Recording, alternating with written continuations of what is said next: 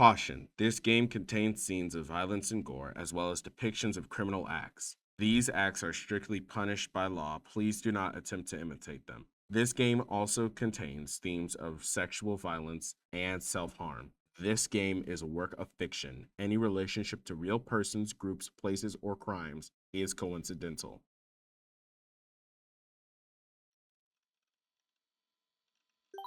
But, dun bump.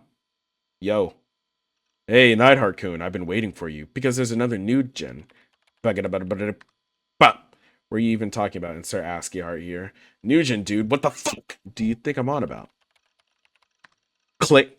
How exactly do we go from new gen to new gen? Come on, new generation, new gen, new gen, new gen. Herder. Come on, that shit's obvious. More importantly, there's a seventh case. The seventh case.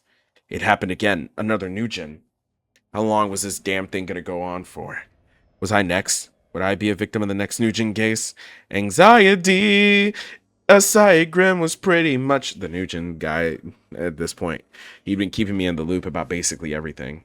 Even now, he was going out of his way to link a bunch of blog posts and news articles about it. Seemed like he really wanted me to take a look. Biting my lip, I reluctantly clicked the first link. Click. Okay, DQN puzzle. Yeah, I already read that. Hold on. Seventh Nugent case, dubbed the DQN puzzle.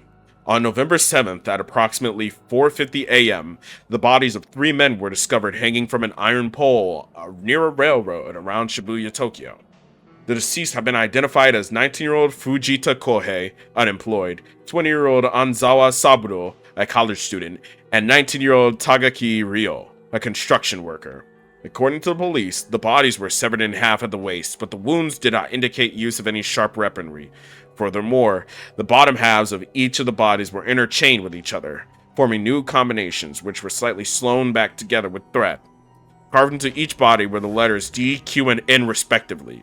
The police are investigating the possibility that this may be a message left behind by the culprit.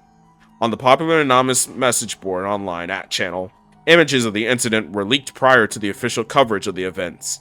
It has already been accepted as the 7th case of the New Generation Madness, aka Nugent, and has been christened the DQN puzzle due to the manner of which the top and bottom halves of the courses were recombined. Noticeably on at channel, the term DQN means an individual lacking basic common sense. Regarding the serial Nugent cases, the mourning victims' families have been taking legal action against some particularly offensive posts on at channel, which has sparked fierce debate online. 3:27 p.m. Zako, Zako, Zako, Zako, Zako. Yeah, I really don't care about any of these people. DQN. No, nigga, DQN. It has no connection to anything else. You're stupid, nigga. At approximately, okay, yeah, I don't really care what you have to say, bitch. I'm not gonna lie. She's so pretty.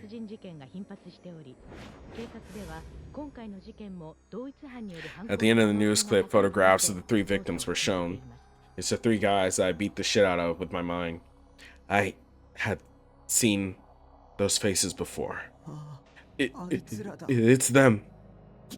The guys who beat me up yesterday. I'd given them my wallet, but they'd kicked my ass anyways.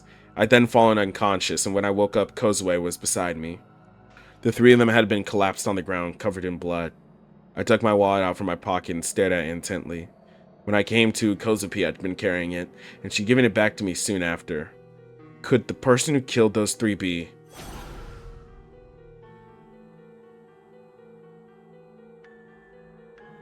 No, definitely not. The last time I'd seen them, they'd been beaten to a pulp and covered in blood, but they hadn't been cut in half or anything. Which would mean they'd been killed after Kozupi and I had left. It had to have been Shogun after all. Was he trying to provoke me? Was I next? Would I be the next one to die? It was also possible that Shogun would show up in person again. He seemed to be playing with me like it was some kind of game after all. Maybe he'd feel like sending me on another quest soon. Just the thought alone terrified me. Rimi, save me, please. Where did you go? Weren't you supposed to protect me?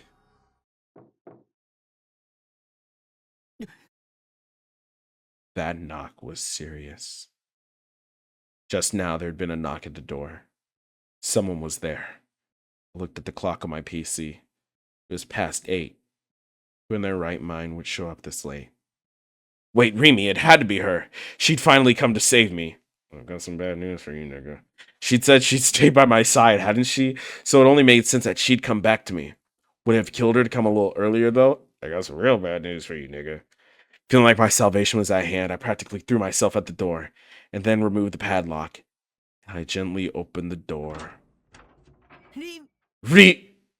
I tried to call out Remy's name, but a hand suddenly clamped my mouth shut. Panic instantly overwhelmed me. I didn't even have the chance to see who it was. I tried forcing the hand off my mouth, but before I could, my attacker threw all their weight against me, and I staggered backward. Still, I desperately tried to stand my ground. I flailed my arms around wildly, thinking it'd somehow help me break their grasp. I then opened my mouth wide and bit down on their hand as hard as I could. But despite that, my attacker remained silent. They weren't even fazed. I bit down with all my strength, so they must have been in pain, but they still didn't let go. They pressed against me even harder, causing me to lose my balance. No longer able to resist, I fell with them on the floor on top of me. The back of my head hit the ground so hard I nearly lost consciousness. My vision started to go blurry, and I couldn't tell exactly how I'd landed. And to top it off, the assailant was still covering my mouth, so tightly in fact that I could barely breathe. My consciousness was starting to fade, so before I blacked out, I desperately tried to get a glimpse of the person who attacked me.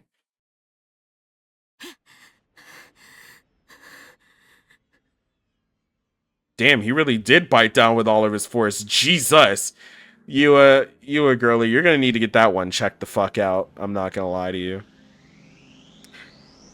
You what? Oh god, I completely forgot about her. I was so focused on Shogun, his number one underling slipped on my mind. Realizing that the sheer terror sent shivers down my body, I struggled as hard as I could, desperately trying to escape. I'm not gonna lie, if I was him, I'd have a boner.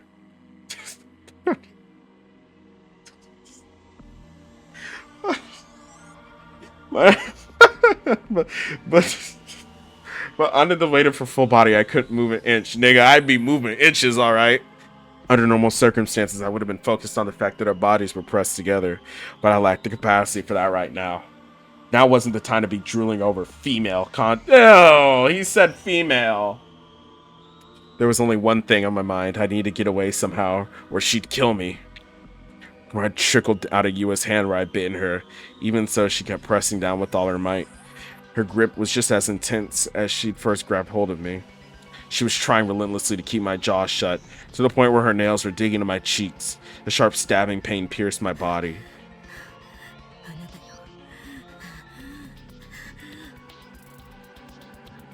Her mutters came between ragged breaths, much to my horror. I had to keep resisting, so I grabbed Yua's long hair and pulled hard. But Yua still didn't budge. All she did was grimace. Using her free hand, she gripped my hand tightly and dug her nails in once again. The immense pain forced me to let go, and then using that tiny opening, she pinned my hands to the floor.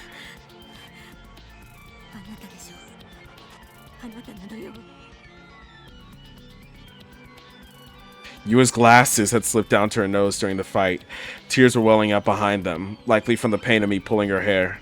Just like that day at Shoto Park, she was staring straight at me with those cold, sharp eyes.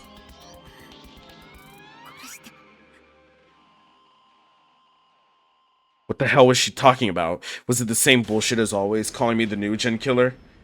I haven't killed anyone. You came here to kill me, you dumb bitch! I tried to clear back. I love putting way too much emphasis on the word bitch. It really emphasizes the misogyny. I tried to glare back at Yua, but hers was too terrifying to confront. Nothing good could come from making eye contact with dangerous people, and as soon as I realized that was true, that was how unhinged a look could be. I looked away, wishing from the depths of my soul that I'd wake up from this nightmare, but... Don't you dare look away. Yua brought her face in even closer. I could feel her ragged breaths on my cheeks. Look at me, Toma. Toma, Toma, Toma. With how close she was, it was practically impossible to look anywhere else. Her breath was incredibly hot, and so is she. I wanted to headbutt her, But Yua was pressing down so hard I couldn't even lift my head off the floor. It's alright, I'll tell you. I'll tell you about the other you that you aren't even aware of. There is another you inside you. DID. But it's like 2008 version of DID. When we were at Cafe, you had said the same thing. That it was just some stupid fucking delusion of hers. She didn't know shit. And she sure as hell didn't know me better than I did. Nishijo-kun, do you still not know? Are you really not aware of it? Are you thinking I'll let you go if you pretend not to know? I've warned you countless times. So why won't you listen? There's another you inside you. Shogun, as you call it. And that you is doing unspeakable, unforgivable things. And I can't let it go on any longer. I won't even let one more person be killed. You must go to the hospital and get help immediately. And if you refuse, I'll hand you over to the police. If you leave Shogun to his own devices, then all of his crimes will be on you, Nishijo-kun. You will be complicit in the murders. You need to understand that. I don't need to understand shit! You understand, don't you? I didn't fucking kill anyone! If you don't understand, then we have a problem. I don't have multiple personalities! You have no choice but to understand. That's the kind of shit you only see in anime and manga and shit! This is real life! I don't have DID, goddammit! Come on. I want you to speak. You can hear me, can't you, Shogun? I'm not Shogun! You got the wrong guy! Shogun is someone else! I've even met her, for fuck's sake! He uses a wheelchair and appears out of thin air like some kind of ghost. He's always reading my mind like some sick fucking pervert. And despite having the voice of a kid, he's covered in wrinkles like an old man! He's my enemy. Everybody wants to be. Don't lump me in with him. Just the thought makes me want to fucking puke. Wait, wasn't Yua supposed to be Shogun's underling? I could have sworn she was working for him. But it really did seem like she genuinely had me Shogun mixed up. Relax, Nishijo-kun. I just want you to go to sleep for a little while. Let Shogun take control of your body.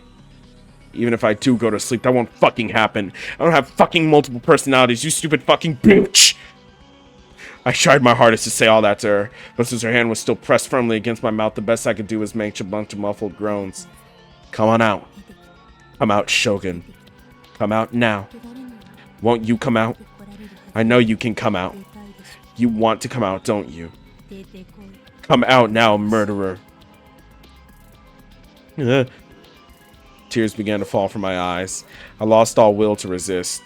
All remaining strength left my body. I was so tired. Why? Why did I have to deal with this psycho? Why did I have to listen to all the bullshit she spewed at me? You know, nigga, you can still breathe through your nose. What had I done to deserve this? This is just too much. All because this delusional stalker had come to the wrong conclusion. And now no one would save me. Was I going to die? By her hands? Even if I did it, even if I made it through today, there'd be no guarantee I'd survive tomorrow. Shoguns should still show up at any time. Would I have to live the rest of my life in fear? Please, I didn't want that. I didn't want to live like that. I'd rather go insane and then get locked up in some mental facility somewhere. Like a guy in love with an eldritch horror. Why are you crying? Yua slowly began to remove her hand from my mouth, and then she started lifting herself off me. As soon as her weight was completely off, I felt instant relief. Has Shogun come out yet? I shook my head lifelessly. I can't do it anymore. Just kill me. I won't kill you. I won't let you get killed either. You will atone for your crimes, and you will reveal the truth. I won't let you escape, not even through death. I won't allow it. I won't allow that to happen. Shogun is somebody else. He's the new gen culprit. You are Shogun. It's you. It can't be anyone else but you. My words had gone in one ear, not the other. She refused to listen to me. She was completely convinced that she knew the truth. There was no point resisting. Come out, Shogun. Come out now. Didn't I tell you to come out? Why aren't you coming out? I know you're in there. I will make you come out, Shogun. And I will never let you go until I do. I will never give up either.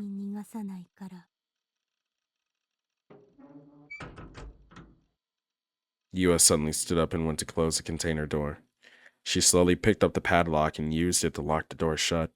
Then she stashed the key in the pocket of her uniform. Why was she doing this? What was she thinking? I will never let you go. Oh, hit that pose, girl! A faint murmur, spoken to no one but herself. One that chilled me to the bone. Is it coming? Really? We're gonna get a cutaway right now? Ugh! Of the countless fast food restaurants located throughout Shibuya, every single one was always packed front to back with young people.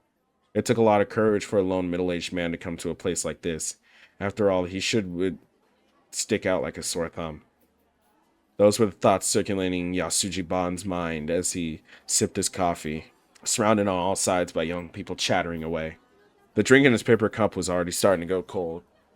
A single clear file sat on the table in front of him. Inside it was a handful of photocopied documents on the investigation files, many of which were adorned with Bond's countless sticky notes.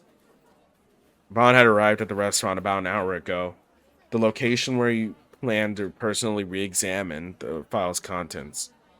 As for why he had such a busy place like this, Bond had been removed from the New Gen investigation team a few days prior, but he still wished to independently run on background checks on all relevant persons. The copy of the report that Bond was sifting through, which was never intended to leave the police station, had a few images attached to it. One photograph depicted the victims of the first New Gen incident, the group dive. A girl named Kusunoki Miya. Bond's interest had peaked the previous day when he had met with Miya's older sister, Yua. After hearing Yua describe Miya's personality, he decided to investigate further. At first, he was also looking into rumors from around Shibuya, such as the high school girl with a sword, but in the end, every lead turned up cold, that is, except for Miya. And after reading the documents again and again, he still felt like something was off. There was a lot of information which seemed trivial at best, or at the very least not directed to the case. But after putting the pieces together, something felt out of place. And when Bond had heard Yua's story yesterday, that feeling had crept up on him all the more. After all, there was something in the file that Bond could not ignore. A pair of glasses was found among the possessions of Kusunoki Miya, one of the group dive participants.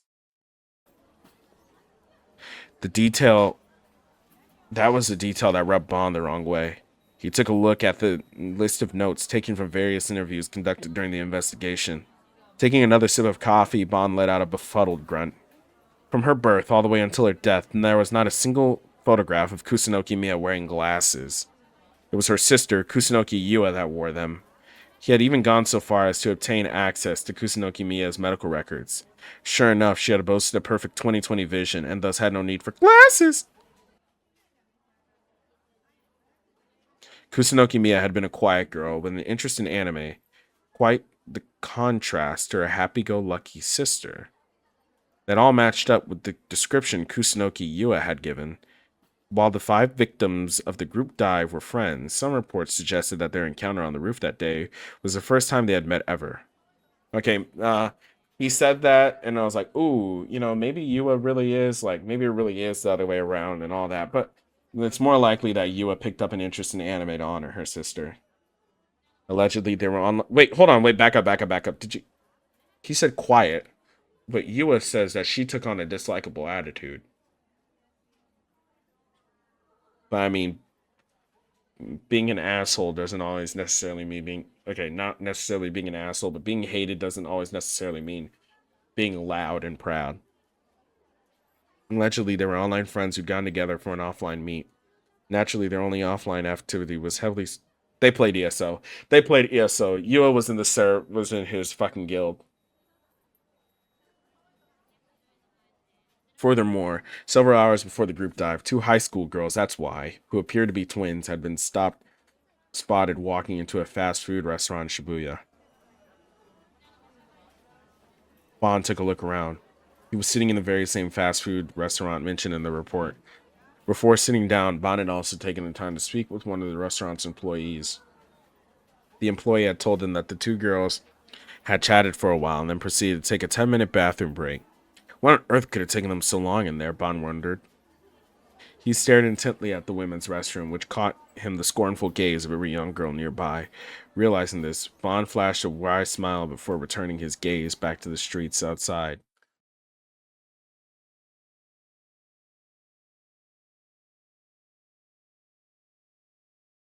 18 excruciating hours had passed since Yua raided my container.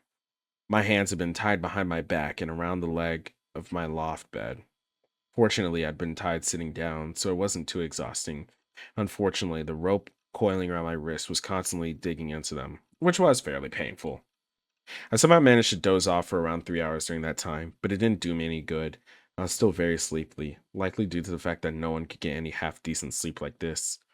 Damn it! I wasn't into this S&M shit at all. If only I could hit decline on this RP invite. Yua was still sitting on the sofa, watching me. She had been doing so all night. She really had been putting all into it. She did nothing else the entire night. Did she ever sleep? What was she even trying to accomplish here to begin with? You was convinced that I had DID, but I knew that wasn't true. She could wait like that all she wants, but Shogun would never come out. She hadn't gagged me and actually allowed me to speak right after she tied me down. Of course, I'd taken full advantage of that to voice the above thoughts over and over again, but they just went in one ear and out the other. After a few hours of trying to change her mind, I realized how obstinate she really was, so I just gave up. After that, you created Shogun. You are Shogun. Other way around, bitch. He simply is a mechanism for you to escape reality. Shogun is none other than you yourself. But at the same time, he is his own separate existence. Another you that exists within you. Other way around. The embodiment of your dark side. Other way around. An existence crafted to protect your fragile mind. Not exactly the other way around, but still wrong. Your madness. You are a murderer that takes pleasure in every kill. One who doesn't care about the who. One who doesn't care about the how. One who exists just to kill. And it doesn't matter who you kill, does it? Does it? Why did you choose Mia? Answer me. Answer me now. Please answer me. I want you to answer. You need to answer or else. I like the way she talks when she does that. Yua kept mumbling her pathological ramblings over and over again, never coming up for air. My room was extremely small, and my only means of covering my ears, my hands were tied up, so I had no choice but to listen. I thought I was going insane. On top of that, I felt as if I only gotten to experience the tip of the iceberg chart essay. I started trying to think of a way to escape.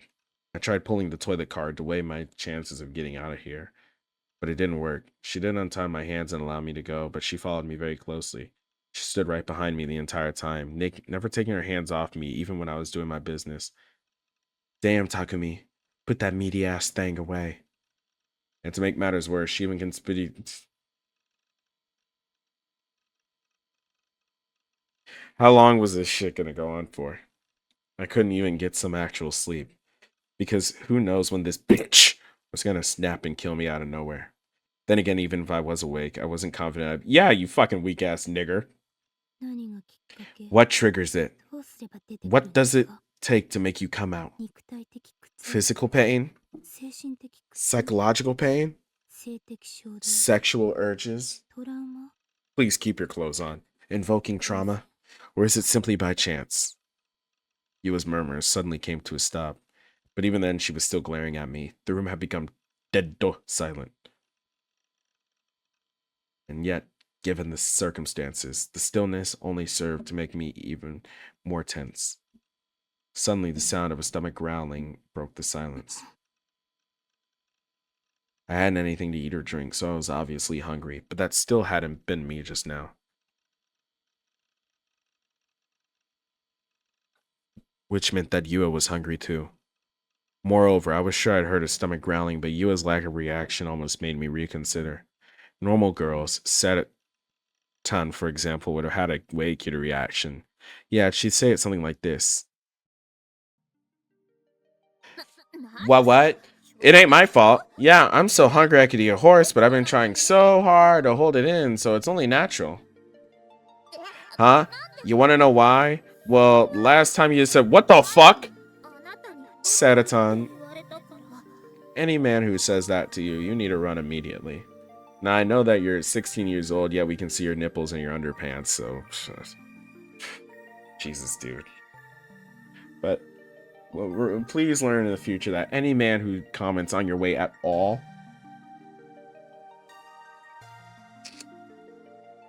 kill him. Even if that nigga says, hey, you look like you've lost a little bit of weight, kill him. You didn't ask for that shit. That shit was unsolicited. Kill him. But it's not like I went on a diet because you told me that or anything. Don't take it the wrong way, you big dum-dum. It's making me think of when... What's her name? Fuck. I can't remember her name. What's her name? Little Miss Black Hair from not High School DxD, from Date Alive. Her name Kurogami? No. No, she's the one who he names, dude. It's on the tip of my dick right now. But anyways, it's reminding me of her not eating for... You can tell I don't give a fuck about Date Alive, dude. It's... Toka! It reminds me of when Toka fucking goes on a diet because somebody just mentions to her in passing that boys don't like girls who eat a lot, even though she eats that much and yet retains a slender figure, and she's like worried that I have a lot of issues with Date Alive, don't get me started. What a classic tsundere, as transparent as a glass window. Seta, you're so cute when you get mad and blush like that, Seta. Damn it, the situation I was in really making me want to escape into my delusions. Don't you want to eat? Yua's tone was as ice cold as ever. As I was sitting, she lowered her gaze down at my feet. A plate had been placed in front of them. It was a plate full of pasta, tarako spaghetti to be precise, served with a finely cut seaweed garnish. However, it had been sitting there for around 2 hours, so the pasta was probably all dry and sticky by now.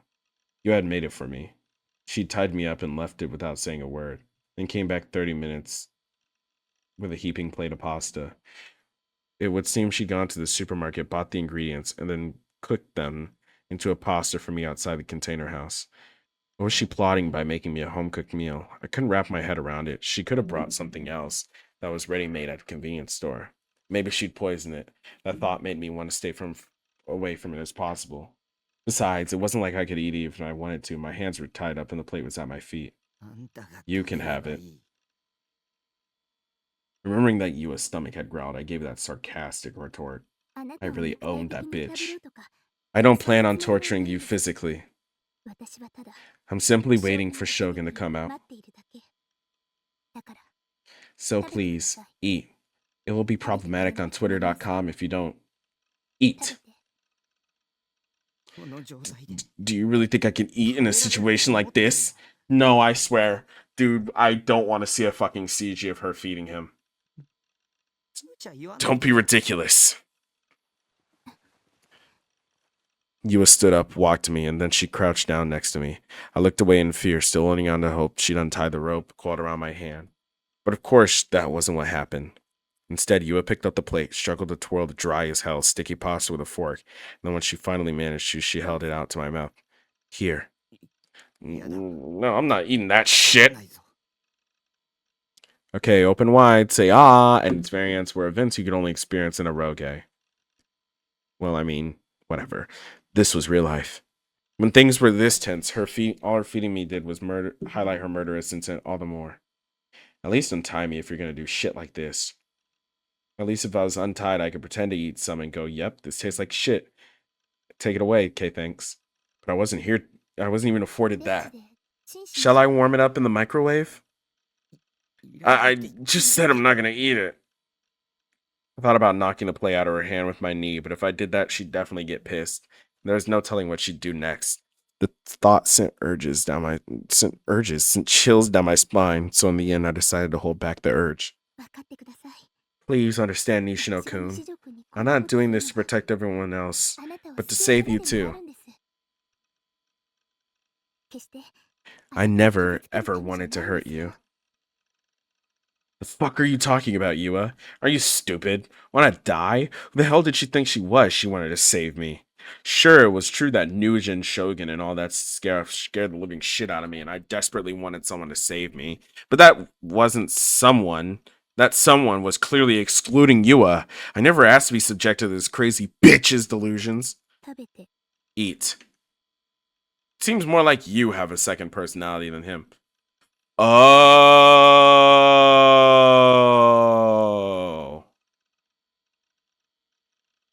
Either through some like delusion. Okay, so the main power source, the main power system in this video, in this world, is delusions, right?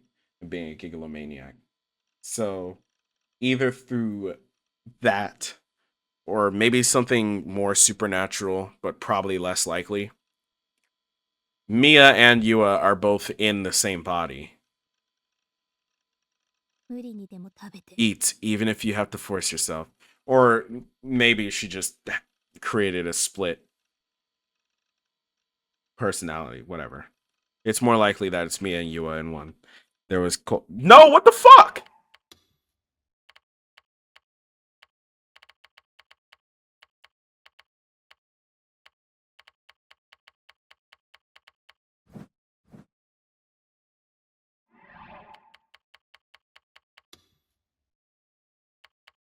Suddenly, Yua stopped dead in her tracks.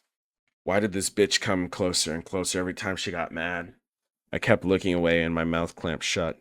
I must have been fucking insane if she thought I'd ever eat anything and end up with fucking food poisoning. An hour or so had passed. My stomach was still growling. I was so scared I wanted to scream, but I couldn't. Eat. Eat now. Didn't I tell you to eat? Eat. You will eat, won't you? Yua was still crouching down next to me, staring at me, and she was still trying to shove the pasta down my throat too. She had stayed there the entire time in the exact same position. Eat. Please eat. You need to eat. Eat. I want you to eat.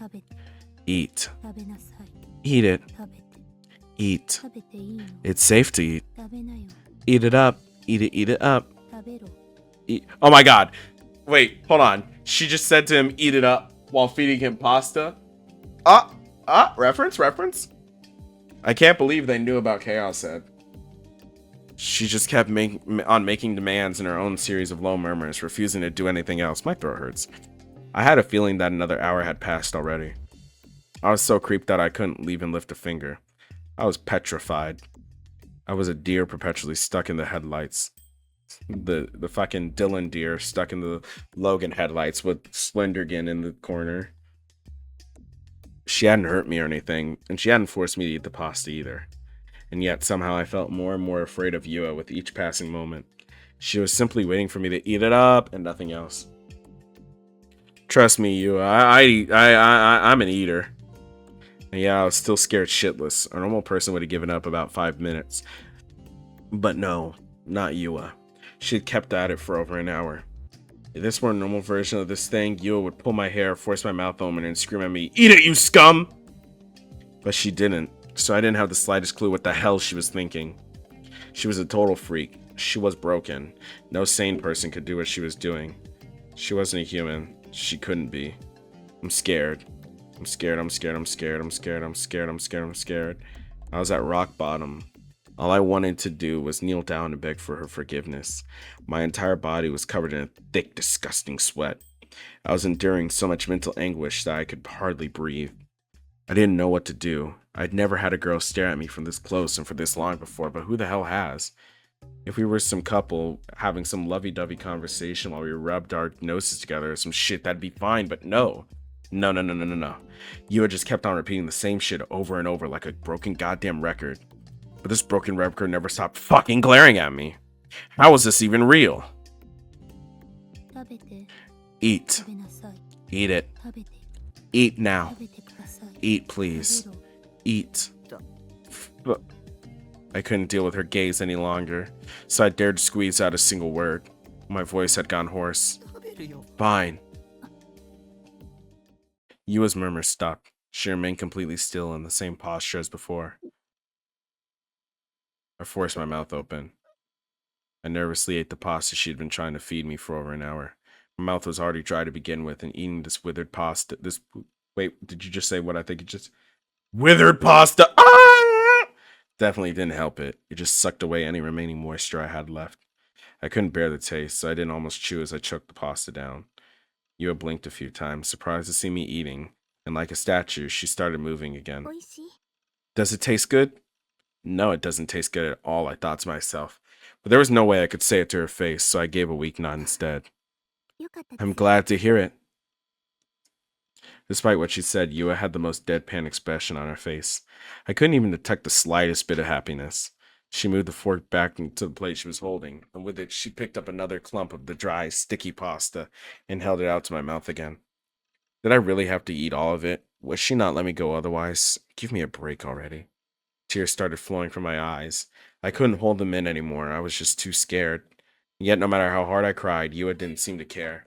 She would keep on doing this until I finished the entire plate. So I ate, tears endlessly streaming down my face. She kept on feeding me that dry, shitty pasta. By this time, I'd finished all of it. I was both mentally and physically exhausted. Are you full now? You're full, aren't you? You should be full now. Good. And the time I spent making this for you was worth it. In contrast to what she said, Yua's tone was cold as ice. And then at last, she took a small step away from me, placed the plate on my desk, and sat back down on the sofa. After sitting down, she looked in my direction and went back to staring at me. And as she stared, she stopped moving. Don't look at me, damn it. Please stop looking at me. I did nothing but chant those words over and over inside my head, but I couldn't say them out loud. I was too scared. Was she really going to monitoring Best Friend remix me for an entire day? This was straight up psychological torture. Psychological torture. Just the mere thought of it made me even more depressed. Why are you doing this? I was crying now, but I couldn't help but ask that. I needed to know. What did I do to you?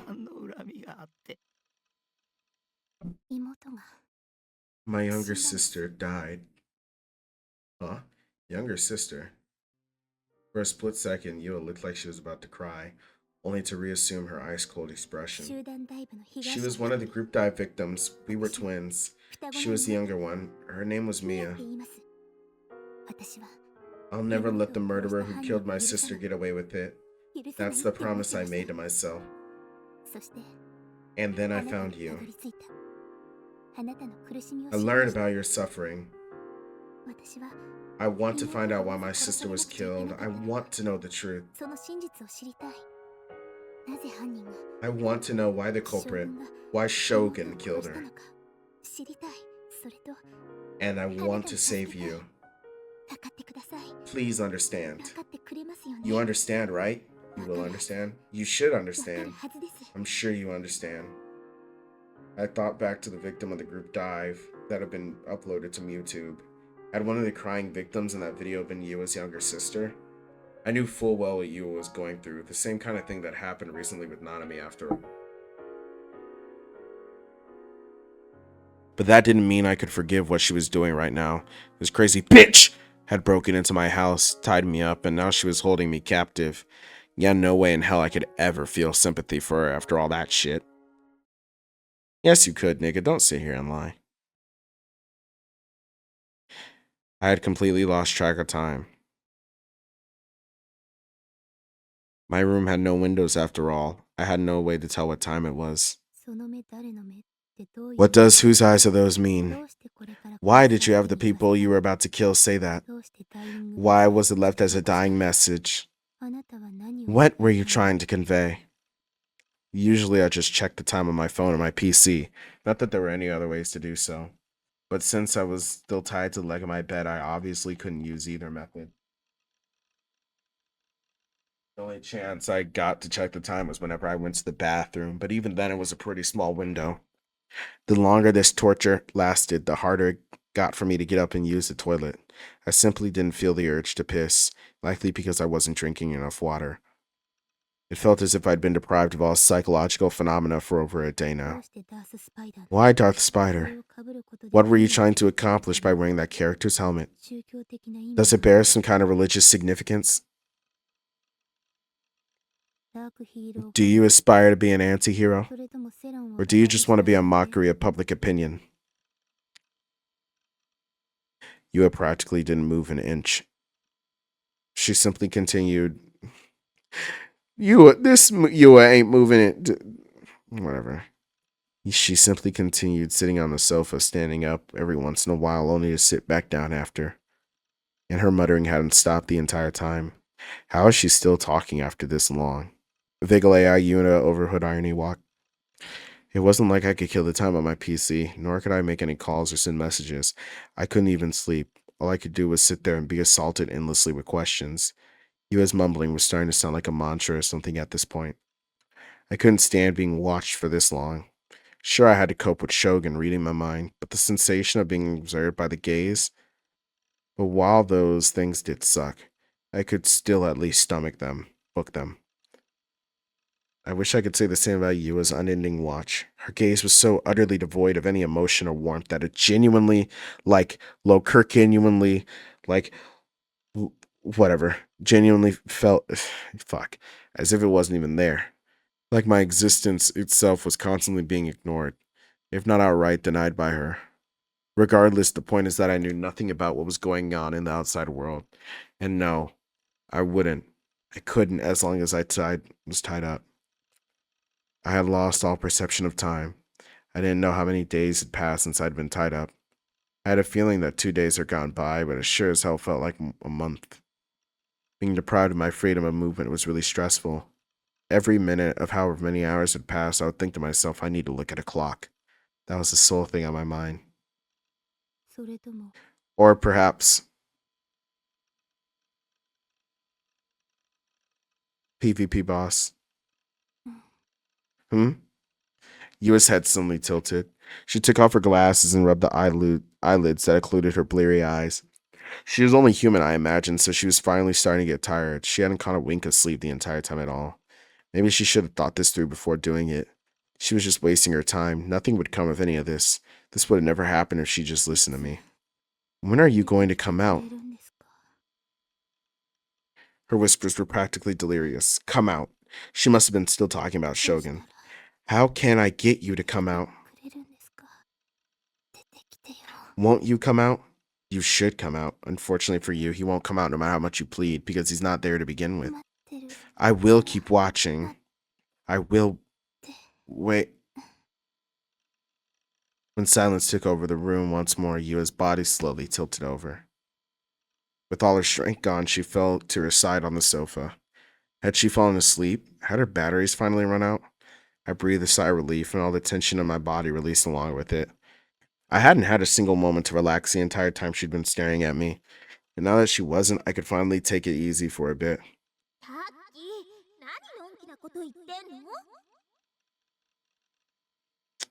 Hi, Seta. Setaton's voice rang out from beside my monitor. Isn't this your chance to skedaddle? Maybe you could turn the tables and tie her up instead. She's completely defenseless. And then you can do... Oh, okay, Seta, well...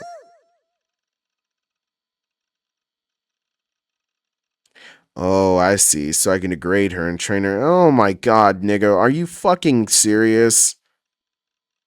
Yua was still lying on the sofa, so I took a nervous glance at her face. To be honest, if I ignored everything else, her sleeping face was actually pretty cute. It reminded me of when we first met, the gentle smile she'd had. I obviously didn't know what Yua had been thinking back then, nor that she'd seen me as a murderer. If anything, I saw her as an enemy, as one of Shogun's underlings. But it was her fault for making me think that. She was the one who deceived me, who betrayed me. So if I wanted to degrade her and turn her into my...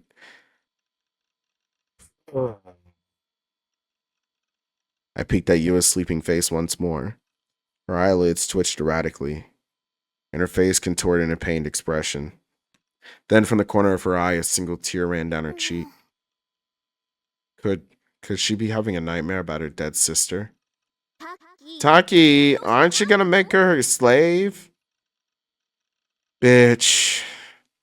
After seeing her shed a tear like that, I'd already lost the drive. Even after she had you locked up in bondage? Oh, Taki, you're so noble, so kind. Heck, too kind. That's one of the things I love about you. But maybe you should think about doing away with all this just once, considering how perfect this opportunity is. That's not what I meant. Of course, I wasn't going to forgive you that easily. I just didn't have the strength to be angry with her, nor even to resist at all.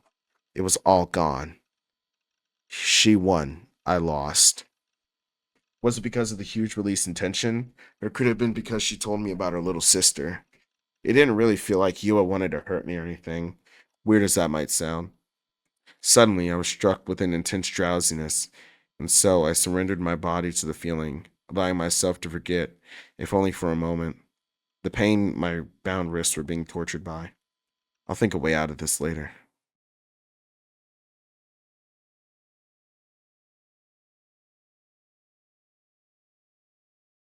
As soon as I woke up, I knew something was off, like something was missing. Still half asleep, I looked around my room. I tried to stand up, but the rope coiled around my wrist dug in deep. The sheer pain stopped me in my tracks. The pain immediately reminded me I was tied up, and the one that had done so was Yua. Oh, Yua wasn't here. So that's what fell off. I was the only one in the room.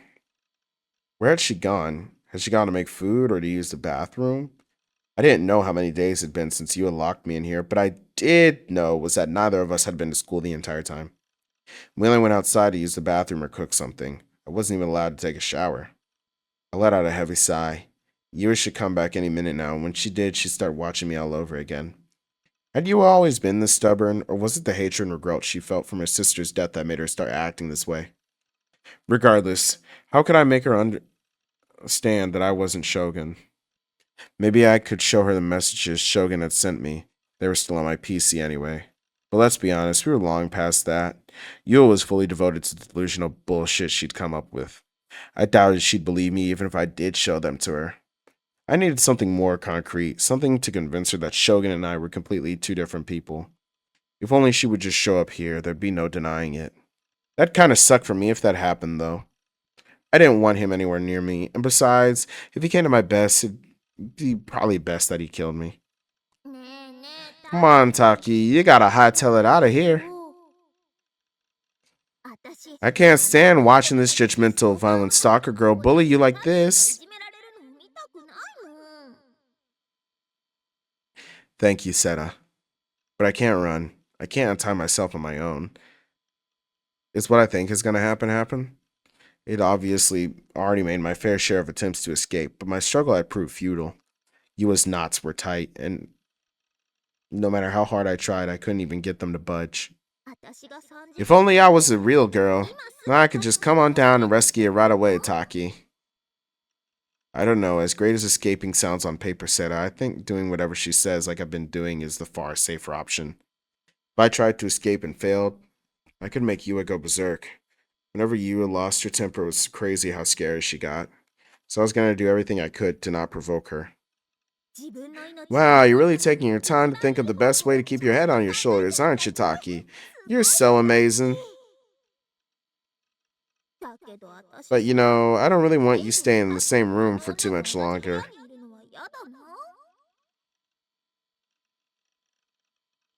As much as I hated to admit it, as long as I was tied up, I was completely dependent on Yua to survive.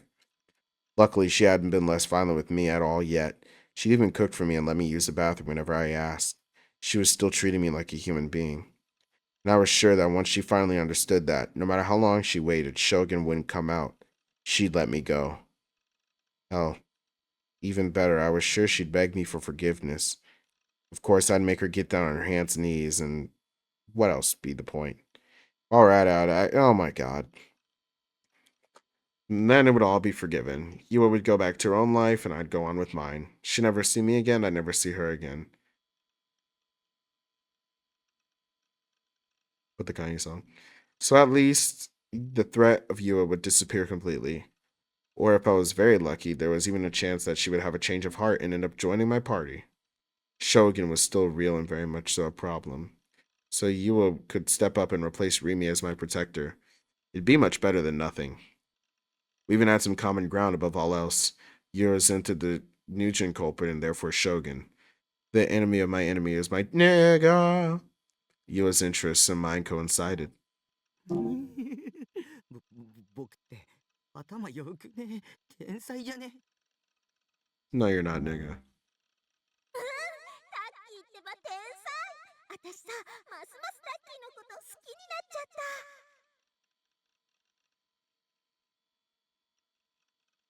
た。And so I decided to ride the storm out. It's been fucking, dude. How long is this? Okay, where the hell was she? Yua still hadn't shown any signs of coming back. It'd been a good while since she left, too. I knew for a fact that at least a few hours had passed, probably. Where in the world is Hooper? Sure as hell wasn't the bathroom. I could also rule out that she'd been grabbing dinner, since there was no way it would have taken this long. Every time she'd come out to buy us food, she would went to the nearest supermarket and came back shortly after. So where was she? Had she gone to school? I didn't even know what time it was right now, but if it was around noon, then it was high noon. If I could have just looked at the minimum attendance chart, then I would have been able to know what day it was instantly. It would have told me a lot, really. For example, if you had kept me locked up for 3 days straight and the first day had been Friday, that would explain why she had been able to stay here and not go to school. Because it'd been the weekend. In other words, today was Monday and you had gone to school. That had to be it. It had to. What day had it been when you had broken in my room again? My conscience was already foggy as all hell, and I couldn't remember clearly. But what if she hadn't gone to school? What if she'd gone back home, for example? These days, every slut in high school would stay out overnight without asking their parents, but Yua wasn't like that. Even if she had gotten permission, staying over at my place for who knows how many nights would have definitely made her parents worry. Knowing that she'd gone back home in order to pacify them, probably. That made a lot of sense, actually. Well, regardless of where she'd gone off to, she'd come back eventually. So it was in my best interest to stay put and conserve my energy. Letting out a small sigh, I closed my eyes. Might as well get some sleep.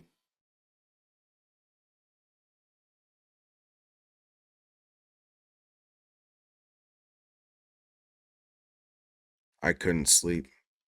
I'd closed my eyes and tried my hardest to doze off for hours on end, but I just couldn't manage to. I ended up just staring at the door, torturing myself over whether or not Yua would come back. There was a bit of a windstorm going on outside, so the door rattled faintly every once in a while. Whenever it did, I would immediately open my eyes, thinking Yua had come back. But no matter how many times I thought that, she still hadn't. I was left all alone in this container, tied up like an animal.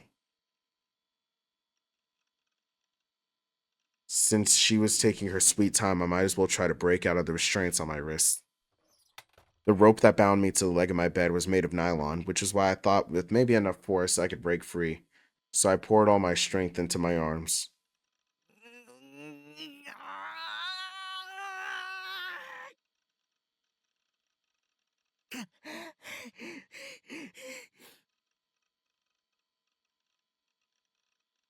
But it was no use. The rope didn't even. It's no use! The rope didn't even budge, or maybe I was just too weak. And I was a pretty big weakling in general. An otaku freak that, like me, that did nothing but play video and surf the web all day long. There was no way I could have broken that cord like some sort of movie protagonist. Tearing the cord with just arm strength alone was obviously impossible, so I tried to think of some other way. Obviously, it would have been really easy if I had a knife, a black knife or something, but unfortunately I had no luck. The only things I could see around me were magazines, manga, CD, empty box lunches, that kind of stuff. ダメだ It's no use! I was completely hopeless. I couldn't even snap the single piece of nylon string on my own. ユアは戻ってくるよね Unintentionally, I voiced those thoughts out loud, meaning I was basically talking to myself. ねえねえ、タッキー。 Hey, Taki. もしかしてさ、 I've been 振られたん thinking, じゃない？ what if she abandoned you? Abandoned me? As in, you had left me here to rot?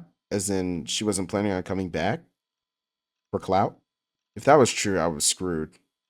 Surely she hadn't just tied me up and expected me to survive on my own, right?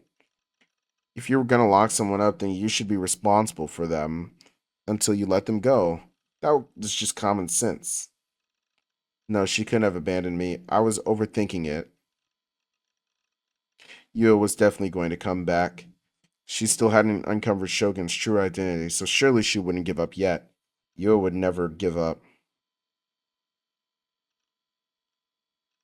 This is fine.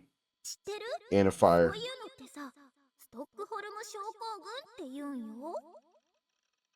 Hey Taki, did you know this kind of thing's called Stockholm Syndrome? Yes, I obviously know what Stockholm Syndrome is. That's why you have that knowledge of it since you're my delusion. But you're wrong. This isn't like that. My brain isn't dependent on Yua or anything.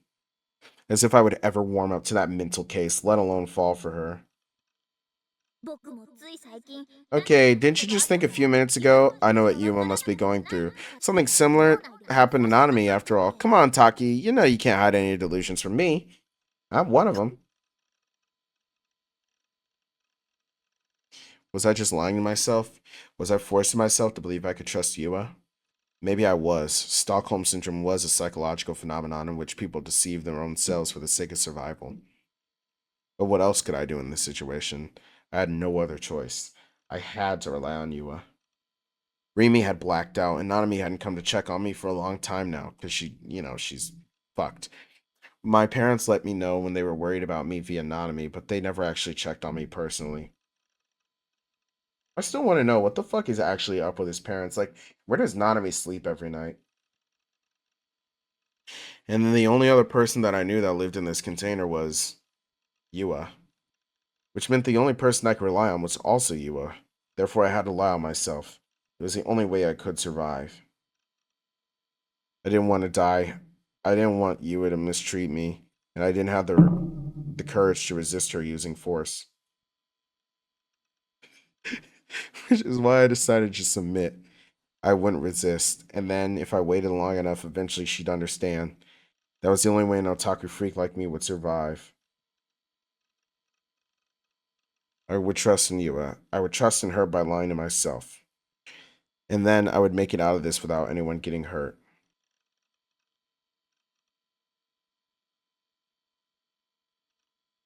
Oops, wrong button. あんなストーカーメガネ女を信じちゃダメだよ。 Come on, Taki. You and I both know you can't trust a four-eyed stalker girl.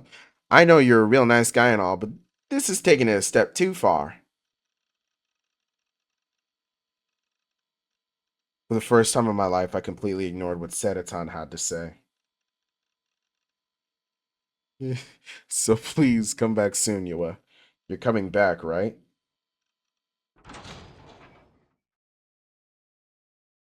Speaking of which, and then it happened. Banana! Without warning, the door burst open. Vegeta got fucking Super Saiyan. It caught me completely by surprise, and I immediately froze. I could actually see outside. The sky was dyed orange by the setting sun, and there obstructing my view of it was Yua. I was relieved from the bottom of my heart to see her there. Realizing that I hadn't been abandoned nearly made me cry tears of joy. I was a little disgusted with how easily I'd been tamed, but my disgust was immediately overshadowed by the intense feeling of relief. おかえり。 I had no one else, so I was forced to be dependent on her. That was why something so fucking stupid had come out of my mouth. But あなた you're a hindrance, Nishijo-kun. Huh? Yua quickly walked over to me, crouched to meet me at eye level, and then she grabbed my hair and yanked on it hard. 邪魔なの。 A hindrance. If only you didn't exist, then Shogun would come out. なんでいるの？ Why do you どう exist? してよ。 Have some self-respect. 少し引っ込んで。 Let him take the reins for a while. 話してもいい？ There is no point in talking to you. 私はあなたが You aren't the one I wanted to talk to. 出して。 Bring him out. 将軍を出しな。 Bring out Shogun now. Yua was acting weird. Was she getting impatient because Shogun wouldn't come out? Did that mean she was going to resort to more drastic measures? This wasn't what I'd planned. I believed in her. I trusted that she wouldn't go berserk on me. Was she about to betray me again? Who am I kidding? I'm the only one who feels betrayed. I was forced to face reality. I decided to place my trust in Yua all on my own. She had never asked me to, not once. Had I just been naive? Was it because I was an otaku freak and a shut-in too? Wasn't it? I knew pretty much nothing about human interaction because of those things. So tricking me like this was like taking candy from a baby. If I was right about this, then I'd been right about everything. Nothing good could come from real. It was time for me to become a real shut-in, but this time I'd locked myself in the 2D world. Look. You had thrust something in front of my face. It was a notebook of some kind. This is my little sister's diary. I went home to get it. Once you read this, you'll understand. You'll understand that even since before the group dive took place, no Shogun was already targeting Mia-chan. Even since before, she was being stalked. The goal of the group dive wasn't to kill the 5 of them. The other 4 were simply collateral. The real target was Mia-chan and Mia-chan alone. To get you mad at Nishijo so you'd fuck with him on top of everything else about New Gen. Isn't that right? I'm right, aren't I, Shogun? Answer me. Come out and answer me now. Yua's voice was getting more and more hysterical. My fear of her had come back with full force. My heart was beating out of my chest. My entire body trembled. But even so, is that so?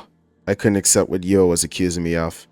It was just a bunch of delusions she'd come up with, nothing but pure falsehoods. I had never even met Yua's sister. I desperately shook my head from side to side, but she grabbed my hair so tight the pain kept me from moving very much. You still don't intend to come out? Yua's face drew even closer, close enough to whisper in my ear, and then she brought the diary even closer to my face. Look at the pain you put Mia-chan through. She forced me to look up, and then while still holding the diary with one hand, Yua started dexterously turning the pages, and what I saw written there sent a chill down my spine. What is this? What the hell is this? This is the last page of her diary, the last thing Mia ever wrote.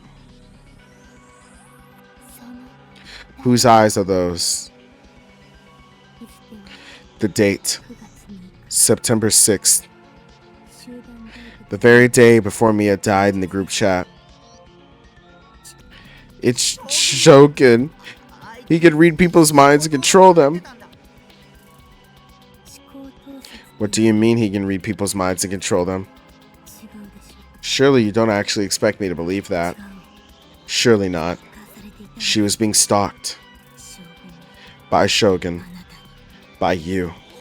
I'm not Shogun, I swear. Shogun exists inside of you.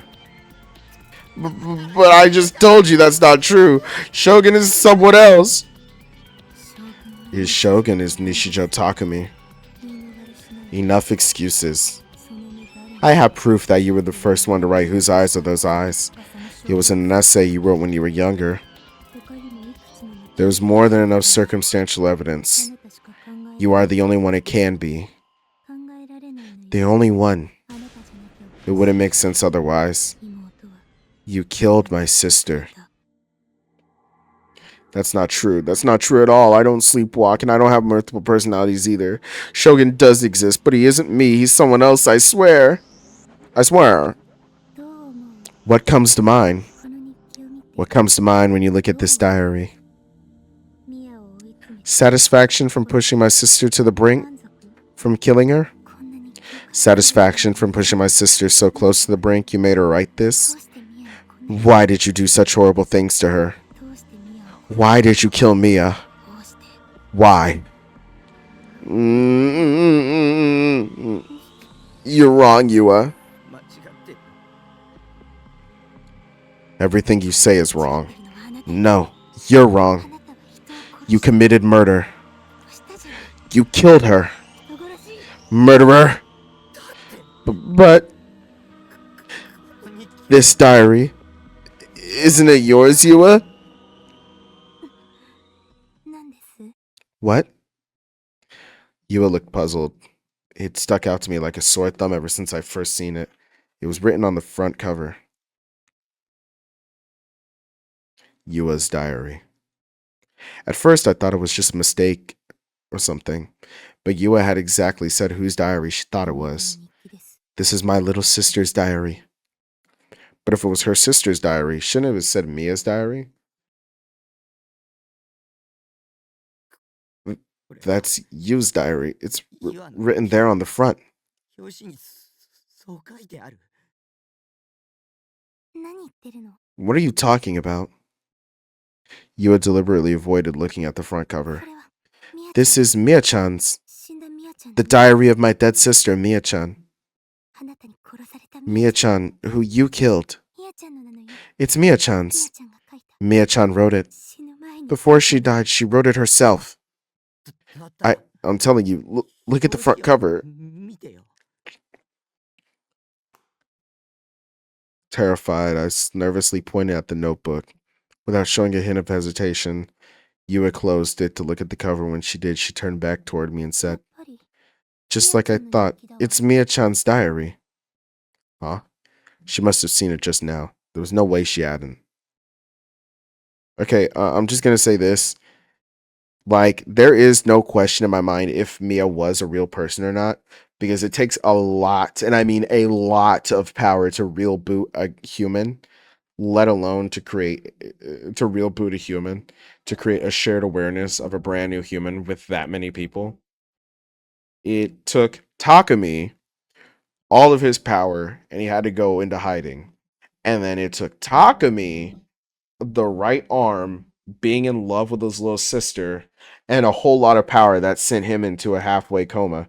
And even then, the only reason, and it uses more power than a nuclear bomb, and the only reason why he was able to do it way easier than Takumi is because he had the right arm. He didn't have a person to create from nothing. Takumi Nishijo, the original Shogun, had to create an entire person from scratch and without knowing what he would be like, what his personality would be like if he had went to middle school or high school. But Takumi Nishijo, the creation of Shogun, was able to create a Nanami, because he's a really strong Gigalomaniac from being the main character and being a Gigalomaniac made from a Gigalomaniac. B, from having the right arm and the basis of a personality. Mia was undoubtedly a real person, but it is very obvious that Yua and Mia and the Kusunoki family as a whole was picked out by Suwa and Hazuki due to their proximity to Takumi, with Yua going to Suimei. So now the question is this Yua or is this Mia? And the question is also, are they both in one body now due to some delusional or supernatural bullshit? And then the question is also, what is Yua delusional, or is it Takumi's delusions that's making it say Yua's diary? Who is right? Is it really Yua's diary, or is it really Mia's diary? Yua's diary was right there, written in bright red marker. So how had she... これはみやちゃんが書いた。 This is the diary Mia-chan always wrote in. 私を騙そうとしたの。 Were you trying to deceive me? 騙されるわけない。 You could never ever deceive me. 私はみやちゃんと I spent every waking moment alongside Mia-chan. 生まれてからずっと We'd been together ever since we were born. あなたなんかより I know Mia-chan better than you ever will. 私の方がみやちゃんのことを知ってる。知ってるの。 I know her. Can you not see it, Yua? 見えないの。 It's written right there. それは It says Yua's diary. Slap. Yua's hands suddenly shot up to her temples. Her face was warped in pain. You're wrong. This diary isn't mine. It's Mia-chan's. Mine? 西条君、 After all, you have no way of knowing Nishijo-kun. あなたは You DID。 have DID, multiple personalities.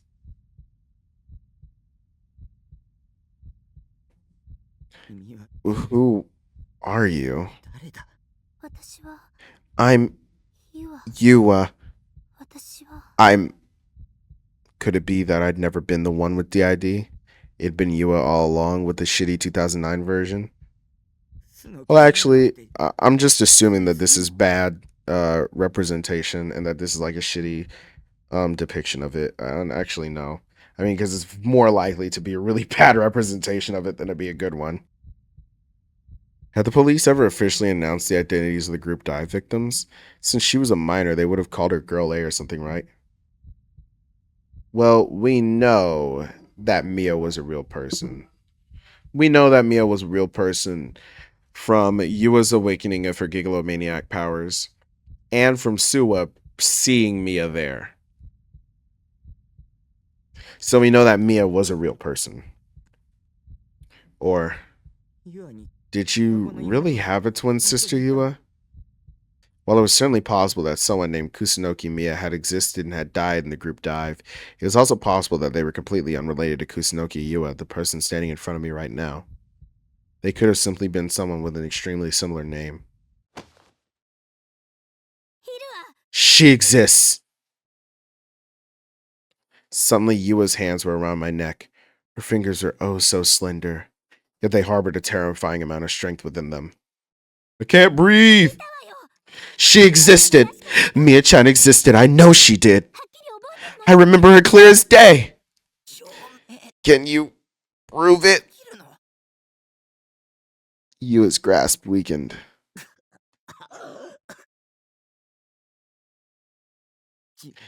Can you prove that you don't have DID? Can you prove that you aren't Kusunoki Mia?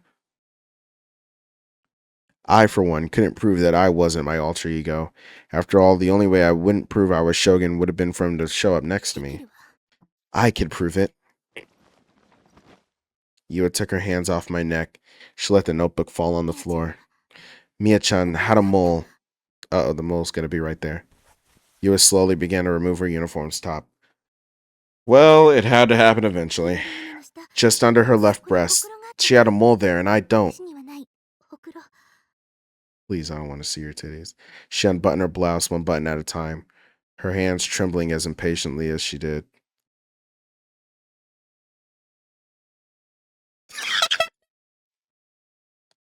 You don't know.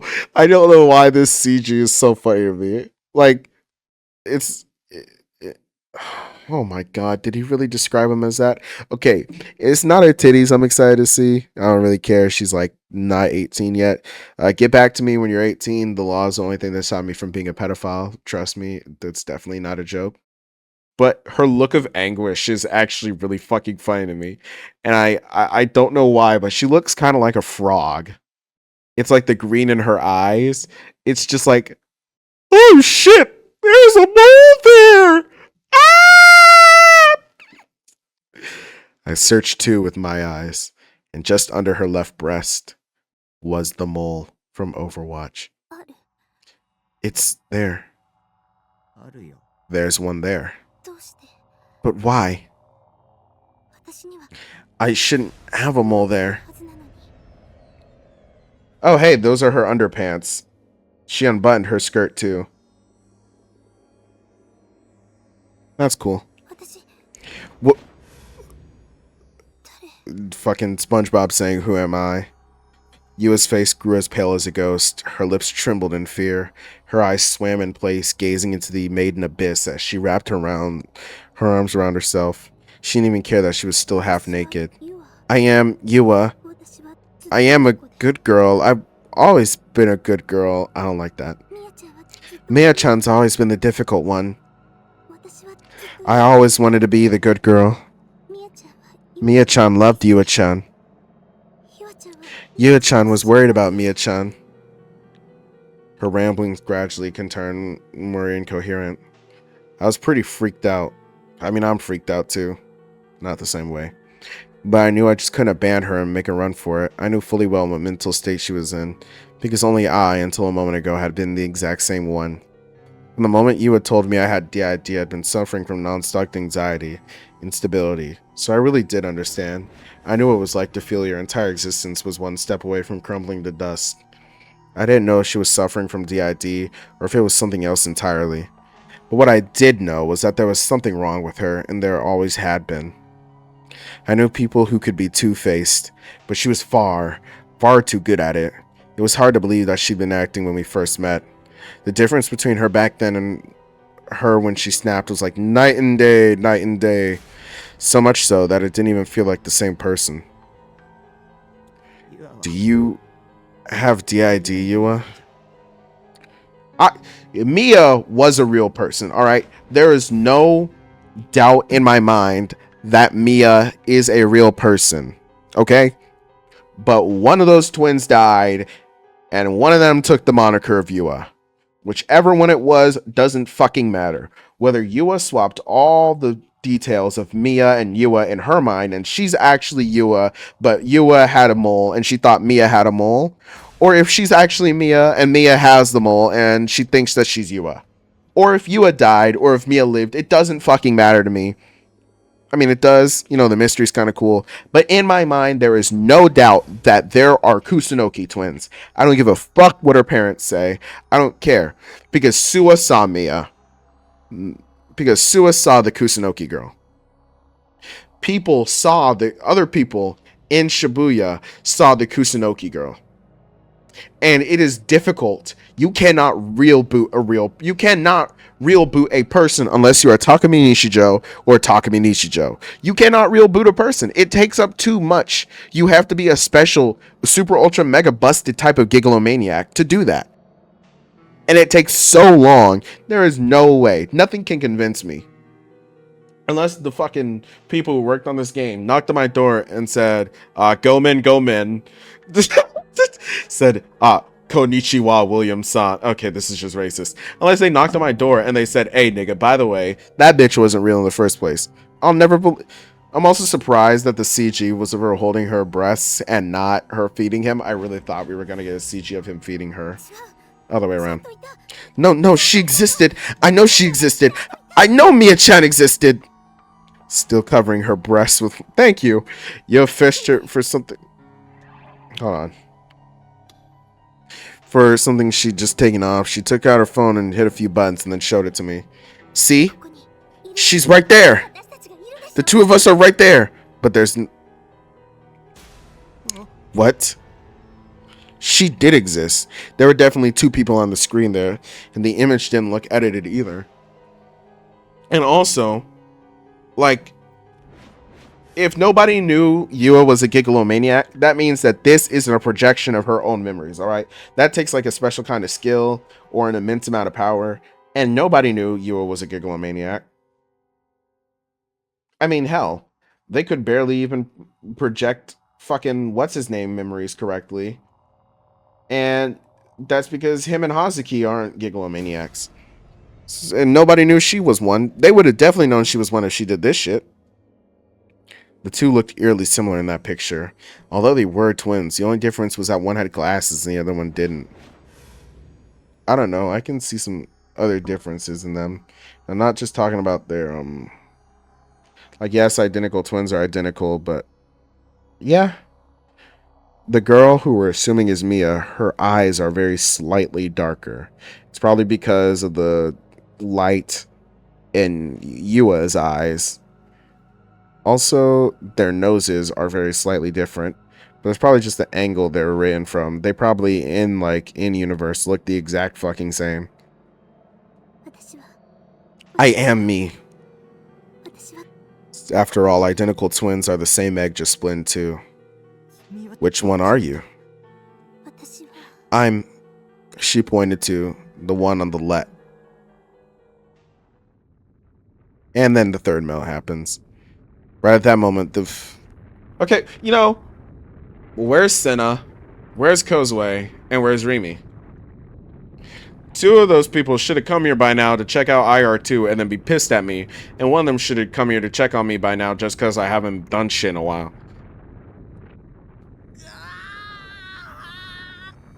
I was struck with a violent ringing in my ears. It was such an intense, shrill, resonant sound. My head felt like it was about to burst open. You grabbed her head and fell to her knees. I wanted to do the same, but my hands were tied up, so I couldn't. Felt like my ears were being pierced by thousands upon thousands of needles. And then...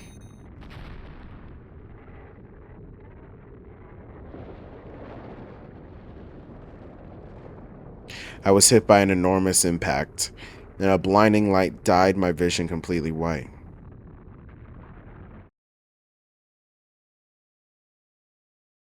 Well, the third melt happens, so that's the climax of the story. あの日 Cutaway? 私 The たち two of は us 関わっ switched た places that day. You are Kusunoki Miya.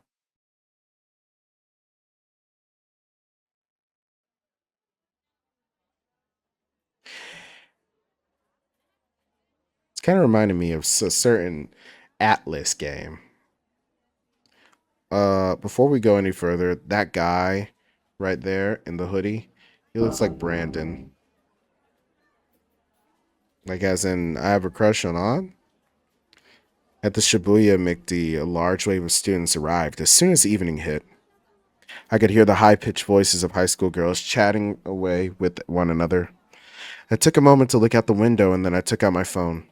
It was now 5:02 p.m. on September 7th. 2 minutes past the time she was supposed to be here. I took a bite out of my chicken sandwich, feeling a bit annoyed. ごめんみやちゃん I'm sorry, Mia-chan. I didn't mean to have you wait on me. Yua-chan appeared, tray in hand, and sat down in front of me. I let out a small sigh. うん待った Well, you did. 5分くらいおまけして Come on, cut me some slack, Mia-chan. It was only like 5 minutes. Oh, you ordered a chicken sandwich. This girl is way different from the Yua we know.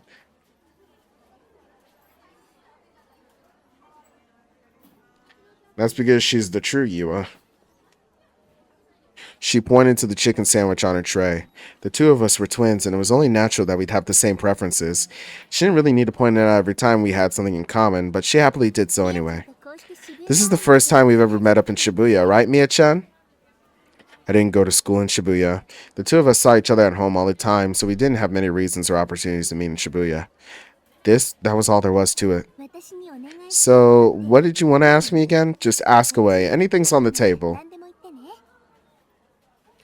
I took the last bite of my chicken sandwich, sipped on my iced tea, and then I leaned toward Yua-chan. 実は Okay, so truth is, I've actually got somewhere to be after this. 彼氏 Ooh, a date? そんなんじゃない No, nothing like that. I'm meeting up with some people I've never actually met in person before. そっちって Some? How many people are you planning to meet? 4人かな Around 4, I think. どういう関係なの How do you know ネ them? ットで知り合った I met them online, but don't worry, it's not anything shady. We started talking on this message board for anime fans and stuff. そこでへえ Oh, wow. I pretty much never use the internet.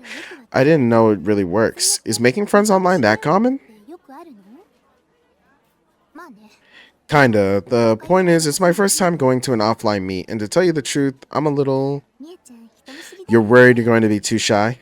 人見知りじゃない No, that's not it. I'm not shy. It's just, well, I don't really fit in for the most part, so I don't know if I'll mesh well with the rest of them, I guess. そういうこ If you say so, either way, you're sure you're gonna be okay? Will you be comfortable と talking to people you just met? うまく話せそう本当は I thought I was, and I really want to try, but the truth is now it's almost here. I'm 怖くなっちゃった having second thoughts? めんどくさくなったら I just don't think it's worth it anymore, but canceling at the last minute would be a really sucky thing to do, so... 私が代わりに So you want me to go in your place? Yua-chan was really perceptive. She understood what I was trying to say before I even finished my sentence. Usually that was more annoying than it was helpful. But even this time, I'm glad I didn't have to explain everything. I like how even their hairstyles are just the same one, but like drag and dropped onto a different character. Same hairpiece. Their eyebrows are different. And their eyes are very slightly different. But that's it. そういうこと Yeah, can you do that for me? していい別にいいけど I don't mind, but you sure that's what you want? This is a great chance for you to make some friends. そんな小学生 Hey, don't treat me like some grade schooler. I don't need to make friends, and I don't want to make friends. もうみやちゃ For ん goodness sake, Mia-chan, you really are as stubborn as can be. So, will you go? わかっ Yeah, I can. I'll just have to turn into you for a little while. Alright, world. Say hello to the new Kusunoki Miya. そこまでしなくてもいい You don't have to go that far. どうせならとことんや But it's so much more fun that way. Oh, I know. Let's swap uniforms. 入れ替えようよ Why are you so invested in this? It's not often you ask me for a favor, Mia-chan, so I'm in a really good mood. You're such a dork. But of course, for it is I, the dorkiest of all dorks, who happens to be your big sister. So come on, move your butt. Let's go change. You have forcefully pulled me by the hand. Dude, I swear if we get what I think we're going to get. Okay, no, we didn't. We went to the private bathroom, and after a couple minutes, we swapped all clothing and personal effects. Wow, Mia-chan, you really make the Suime uniform pop. Mom and Dad would totally have a hard time telling who's who. Oh no, I just realized if I wear my glasses, we'll be found out immediately. Here, I'll just take them off. Oh, wait, maybe that's not the best idea. I can't exactly see anything. It's not like they know what I like. I've never met them before. So, really, you don't have to go that far. You're still saying that? Listen, the meetup's starting real soon, so let's use the time we've got left to make this totally perfect. I know a thing about anime, though. What should I talk about? So, she is Mia, and she really did love anime. This makes the whole scene with her getting her D sword and awakening as a gigalomaniac a lot more. It just makes me appreciate it a whole lot more. I don't know exactly what the adjective for it is. Just like knowing that she was fighting inside herself to see, like, am I Mia, am I Yua, and then deciding it doesn't matter, I'm the one who lives, and then killing the porter, or at least beating the shit out of him. Compared to knowing, when you take in the context of not knowing which is which and not even having thought about that maybe the two sisters are not one and the same, I mean, are not who we actually think they are. It's like, okay, yeah, that's cool. You know, her mind's playing tricks on her. It's survivor's guilt. But now it's just like, oh, she is Mia. Okay, well, just go with the flow. They're people you only meet once anyway. Sure, but it doesn't have to be that way. This is a huge opportunity to meet people. You can make some real lasting friends. Heck, maybe you could even get a boyfriend. Not interested. You totally are. You wouldn't have agreed to go otherwise. Shut up. I hate you. Alright, I'm gonna do everything in my power to make a good impression on everyone. Time to show the world how awesome Kusunoki Mia is. And it's sad to think about how from the moment that the two of them even went to Suime and were twins, their fates were sealed. They had been being stalked for a while before. Yua had been being stalked. So the moment that these two were born into this world and one of them went to Suime Academy, their fates were sealed. They were going to die for the sake of getting at Takumi Nishijo. You really don't need to worry about that. If she did that, it'd be even harder for me to go the second time. I just wasn't as sociable as she was.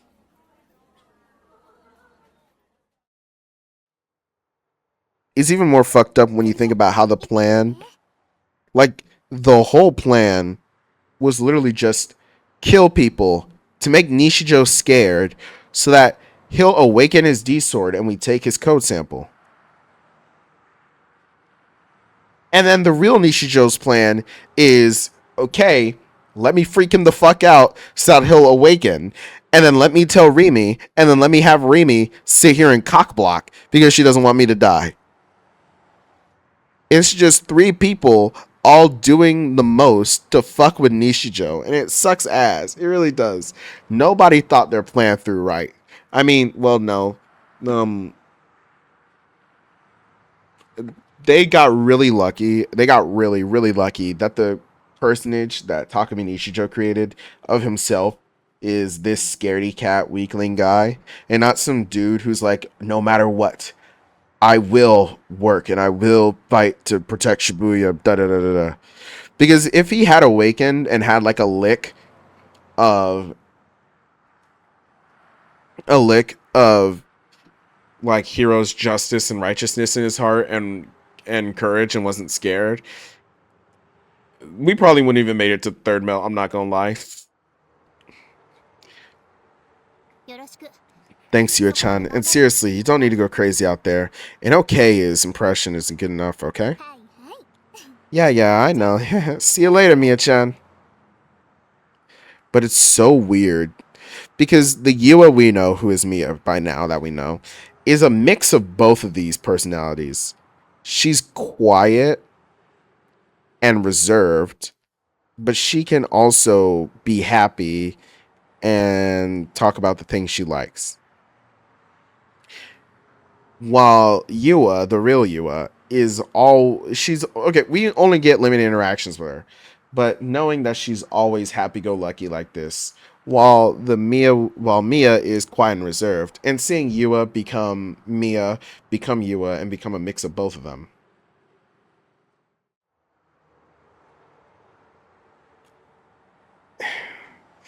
It's honestly, I'm not gonna lie, it's way better than a certain red hair, because that red hair decided to live as her sister, and then there was no personality differences between her before and her after.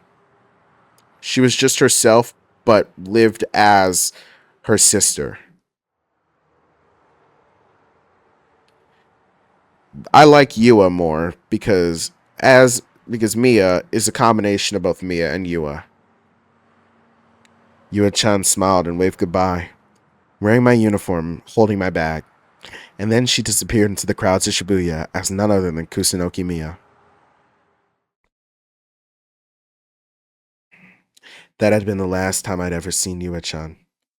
I then gone home and waited for her to come back, only to see that case on the news.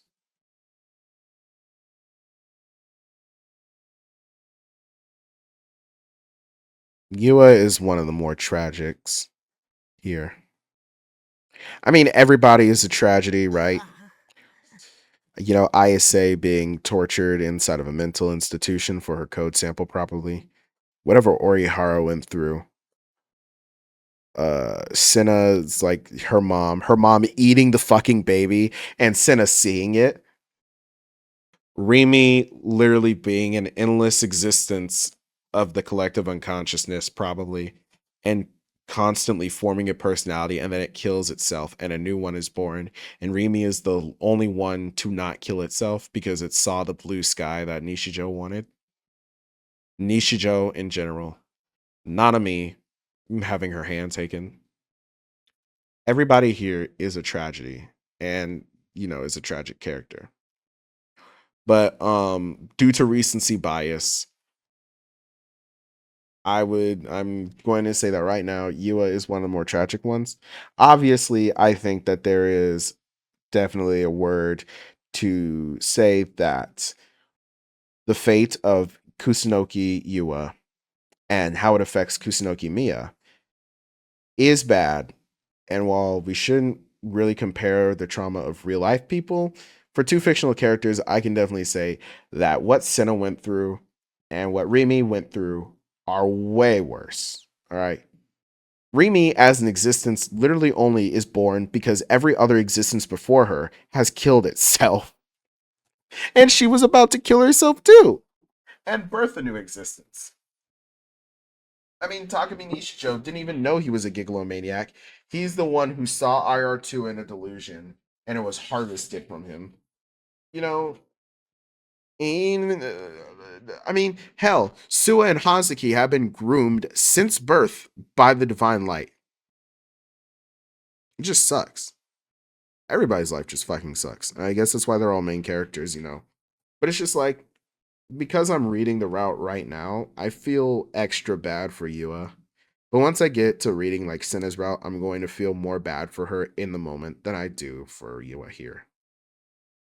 But the tragedy, as soon as Takumi Nishijo was born into this world as a gigalomaniac, as soon as his parents were born into this world as gigalomaniacs, as soon as Kusunoki Yua and Mia were born into this world, and Mia decided to take on a worse, in quotes, personality for the betterment of Yua,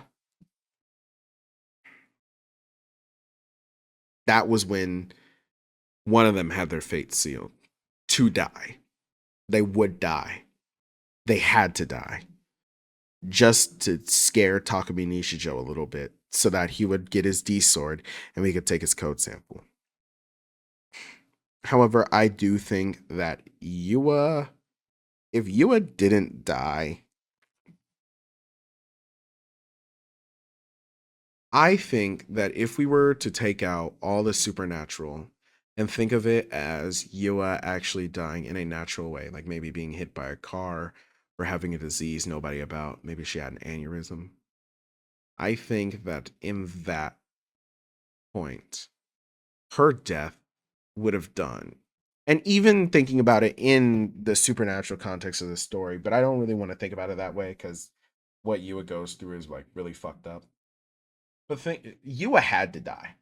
One of those twins had to die. The two of them had been interlocked in a horrible relationship their entire childhoods. Okay? Mia was constantly putting herself second. And yes, she's a teenager, but I don't think that she would have ever stopped doing that. I don't think she would have ever stopped doing it until she was like 30 and fucking miserable because she constantly put Yua forward. She'd be hated by her whole family because they see her personality as undesirable, which I like. That's stupid as hell. A little kid does little kid things, and they're just like, "Oh, you fucking stupid bitch."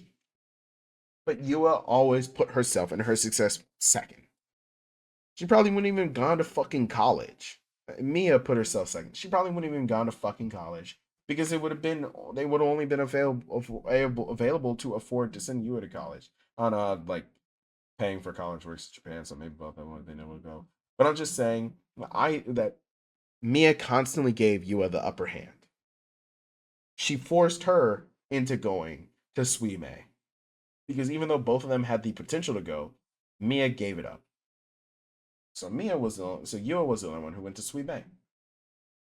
Mia would have constantly, and I mean constantly, put herself aside for her entire life and probably well into adulthood if Yua had not died that day. And I think the same could be said for Yua living. Yua would have had crazy survivor's guilt. Well, I don't think that, I take that back. I don't think the same could be said for Yua surviving. Because Yua would have had horrible survivor's guilt the same way that Mia does here for believing that she was Yua. She would have had horrible survivor's guilt. And not only on top of that, but she would have been the one to succeed in life, to have a better life than Mia, because Mia was always putting herself second. Yua had to die.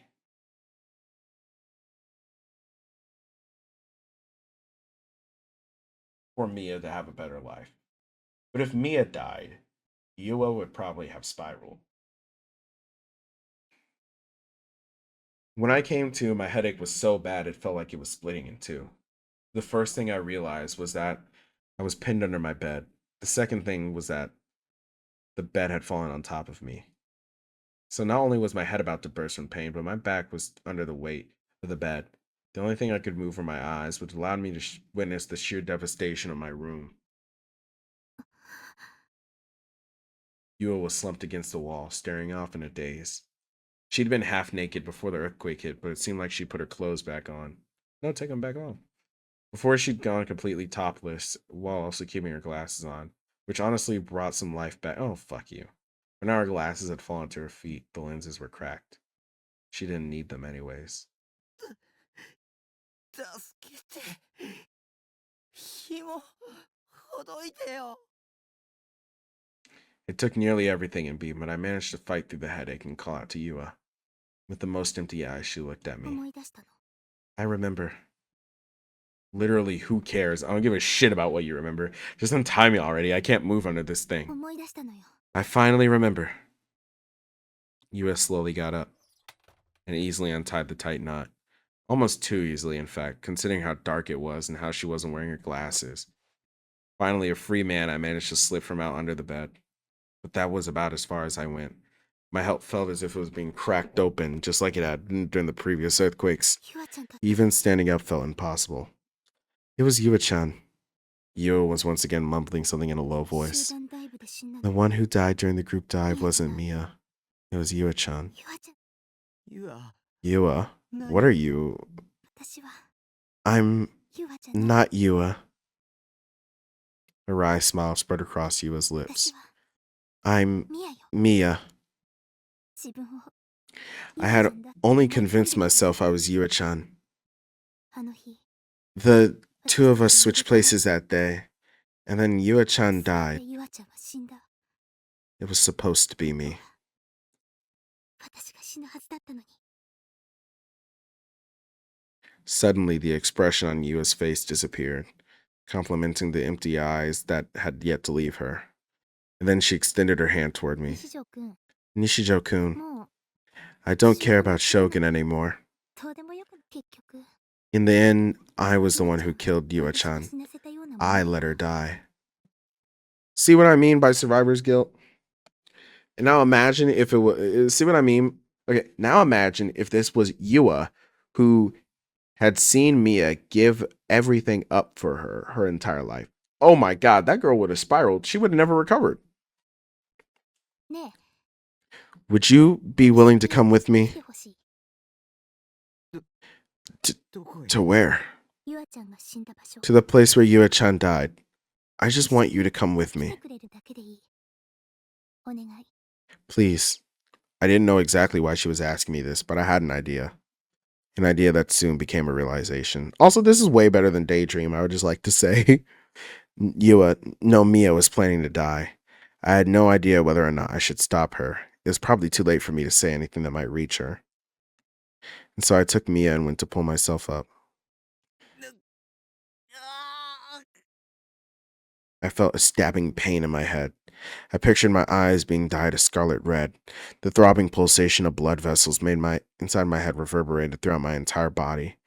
It hurts too much to move. I didn't have the strength. 歩ける Can you walk?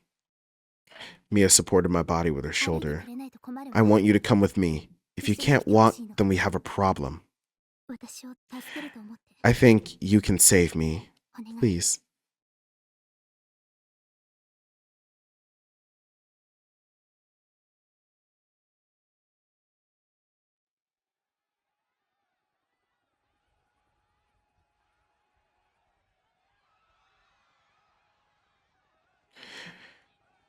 With my body supported by Mia, the two of us began walking in the direction of Shibuya. Shibuya had transformed into a city of death. Everywhere you looked, corpses were strewn across the ground. Some were covered in blood, some had their limbs severed, and some had their heads crushed. Not even a shred of human dignity could be seen in the absolute hellscape spread out before us. Not a single glimmer of the city's former glory remained. The only things it held were now death, ash, and despair. Blood, infants, ash, die. Huge cracks tore through the roads, large scars indicative of how it could all come crashing down at any moment. Huge chunks of debris had fallen from the crumbling buildings, blocking our way. It was difficult to even walk in a straight line. But none of that was enough to make us lose focus of our goal.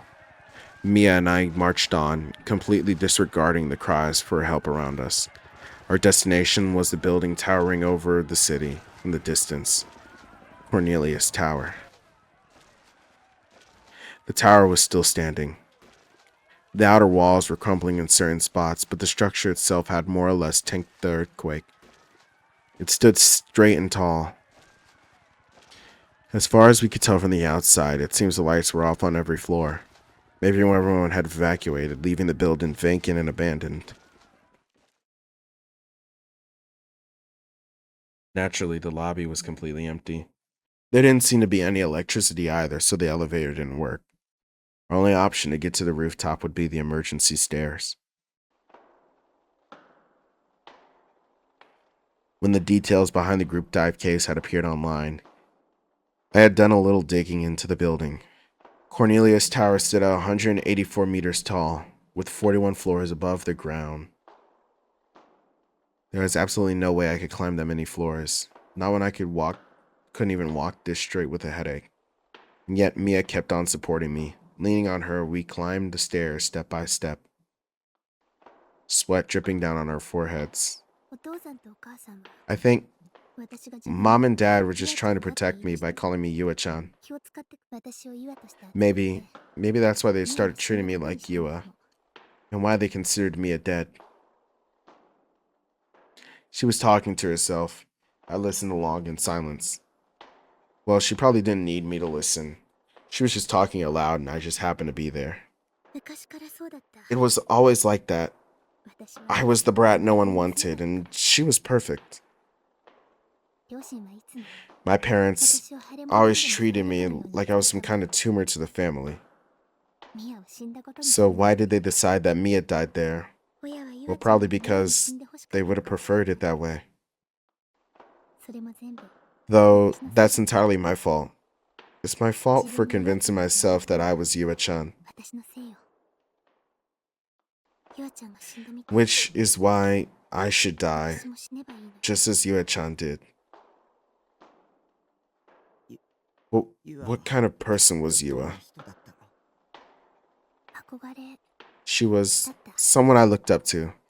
羨ましか I った was jealous of her たま sometimes. にイラついたりしたけ I even got mad ど嫌いじゃなかった about how much easier things were for her, but I never hated her. むしろ大好き Far from it, in fact. I loved her. ユアちゃんのこと I loved my sister so much.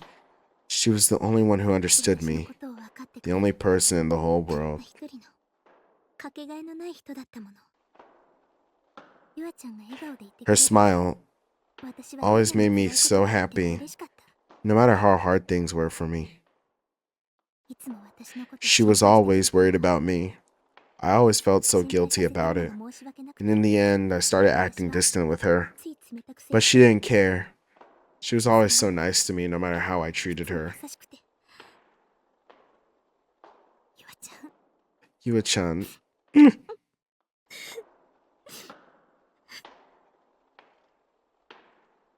Mia kept climbing the stairs, tears gently streaming down her face. Were they tears of regret, tears of sorrow, or tears of guilt? Maybe they were the tears of the kingdom.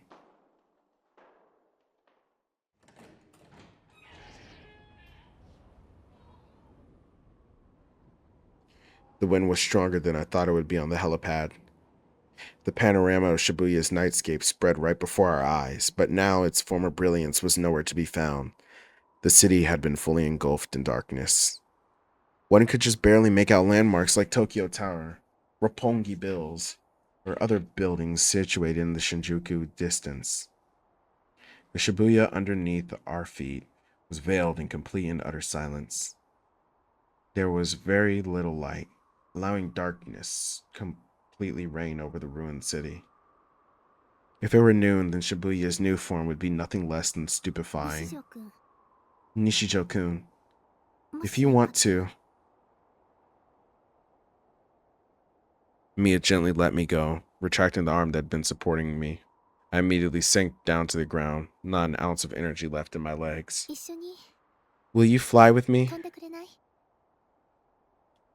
Mia stared deep into the dark night. Fierce gusts of wind sent her long, fluttering hair in the sky, hiding her expression from view. That was when I realized Mia had come here to jump, to follow her footsteps. With that in mind, my answer was clear. やだね Hell no. 僕は I don't want to die. なんで僕 Why would I want to double suicide with the girl who imprisoned 死んで me? しかいけないんだそう言うと思った I figured you'd say that. Mia, you don't have to do this. Mia, please. Mia, please come back. Mia, please go back in the building. Let's go back down the stairs. You don't have to do this. One step at a time, Mia walked toward the edge of the heliport, facing the strong wind head そう on. そう Oh, right. 西条くんと About that ユア一緒に Seta-chan figure セ I'd イラちゃん ordered の you. フィギュア Suddenly, she stopped and turned around. ちゃんと買ったのよ I went and picked it up. とても可愛くて She's so cute and sexy too. I really, really love it. 私 So の much so that I 大 even 好き keep it on my な desk in my room.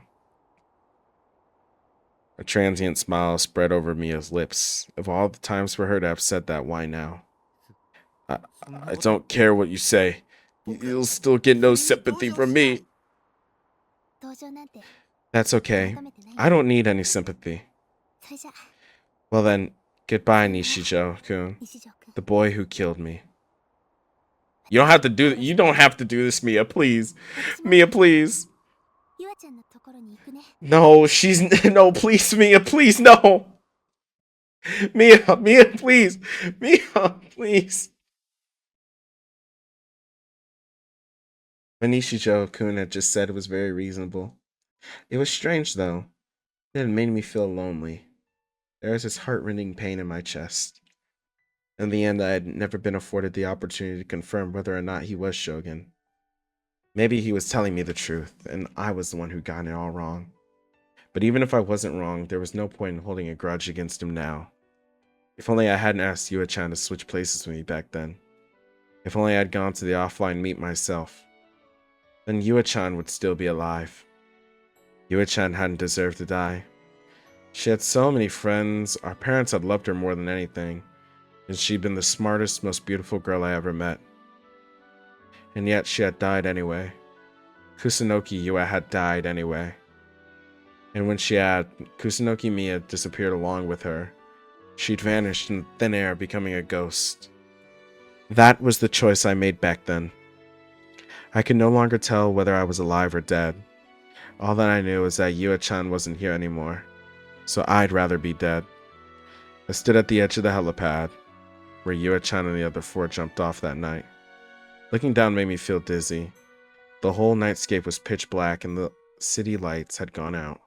And yet, even in that darkness, I could just still tell how high the jump was. I wondered how Yua-chan had felt when she jumped off of here. She'd probably been terrified. I'm sorry, Yua-chan. I'm sorry you had to go through something so terrifying because of me.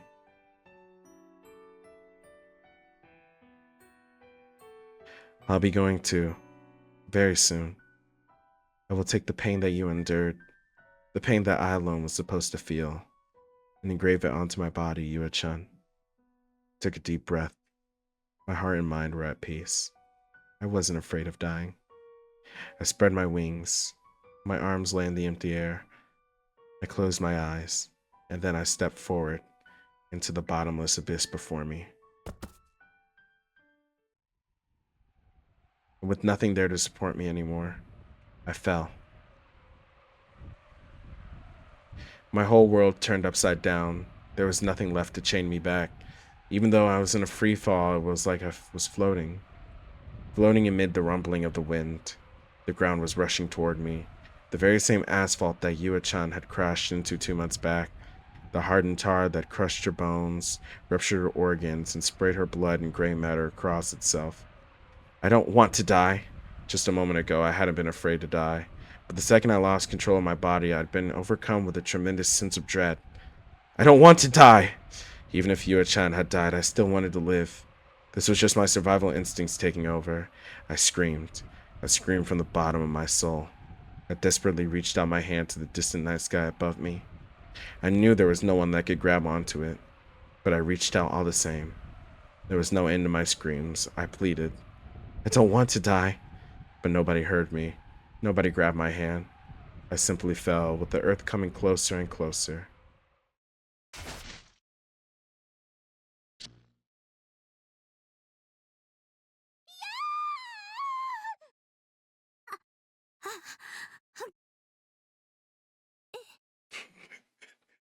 You have no clue how happy I am right now. I felt my body shatter into a million pieces, but that feeling disappeared soon after.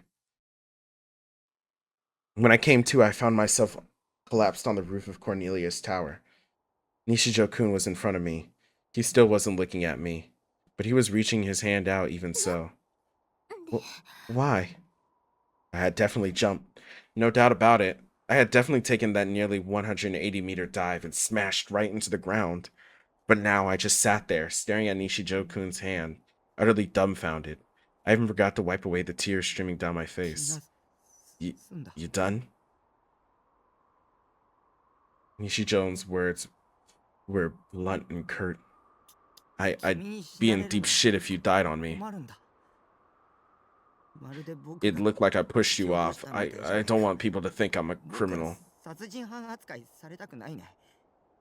私 I 落ち was たの falling. I jumped off. How am I? 飛び降りたのに Wasn't that just a delusion? A delusion? You're telling me all those sensations, all that pain was a delusion? That's impossible. It felt so real. Hey, Nishijo-kun. ゆあちゃんは Yua-chan must have felt the same pain when she died. なのに But 私ゆあちゃんと I thought I was ready to go through the exact same pain she did, but 私は死にたくないって思っちゃったの。本来死ぬのは私だったのに死にたくないってもう飛べない。あの痛みを知ってしまったらもう怖くて飛べない。私どうすればいいのか。今ので君は一度死んだ。ええ。ユアの痛みを知ったならもうそれでいいじゃないか。これからはもう一度クスの木宮として一から生きていけばいいと思う。ユアの分まで。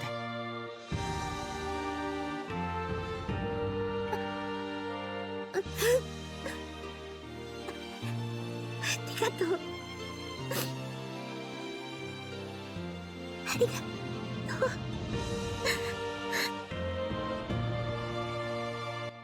I'd reached for the hand that he extended out to me and took it.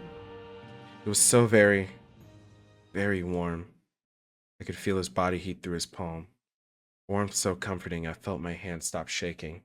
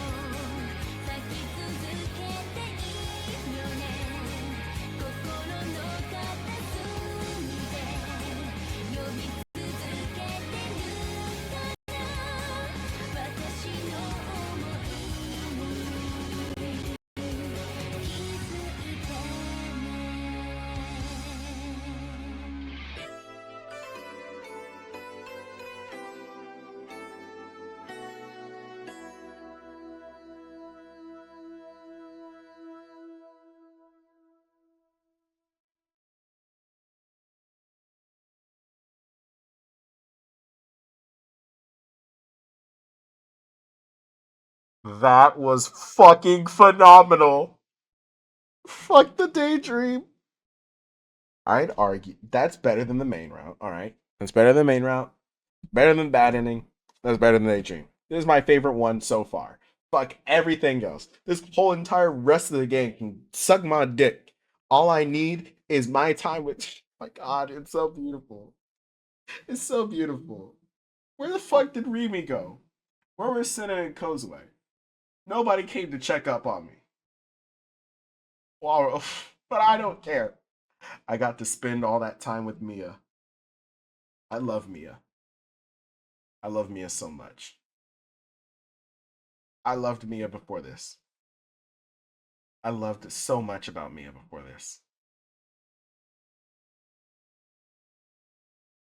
But this just brought it up another level.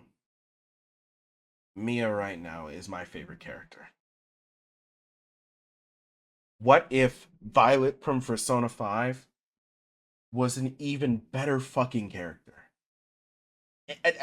Dare I say, what if she was a great character and not underbaked because all of her fucking development gets shoved to one dungeon and like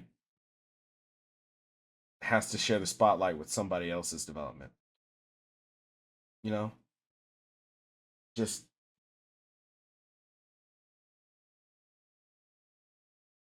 it's so fucking good, dude. That was phenomenal. That was worth the 4 hours of my life. There was a point in time where I was like, is this really gonna be better than Daydream? But that was only because I wasn't getting an immediate dopamine fix. And the constant question you asked yourself of is she really Mia or is she Yua? Especially after the crying sky, I mean the silent sky ending. Because in the main route, she has the same inner conflict, but she comes out of it going, I am Mia, and it doesn't matter. And that's how she awakens her D sword. So here, finding out that she really is Mia, and she has that conflict in a different way. And instead of running away from it and saying, it doesn't matter who I am, I will live, she says, I am Mia, I will die, but I want to live. I really thought that it was going to end with her passing away, with her taking her own life. So when the delusion ended,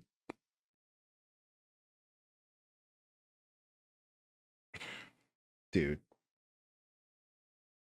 I'm not gonna lie. Like, yes, I do think that Daydream is the worst route so far, but that's only because like it's not that it's bad, and it's not necessarily because of the incest, even though that does kind of bring it down for me a little bit. But that doesn't make it outrightly horrible for me. Because even so, even still, though, like it's very obvious that him real booting in a person and the third melt, like with the flashes of his dead sister and Remy being dead on the floor, it's obvious that even though this is a happy ending in quotes, it's horrifying and not good. So it's not like it's a romanticization or fetishization of incest. And that's why, so like, yeah, I don't like incest, so it brings it down for me.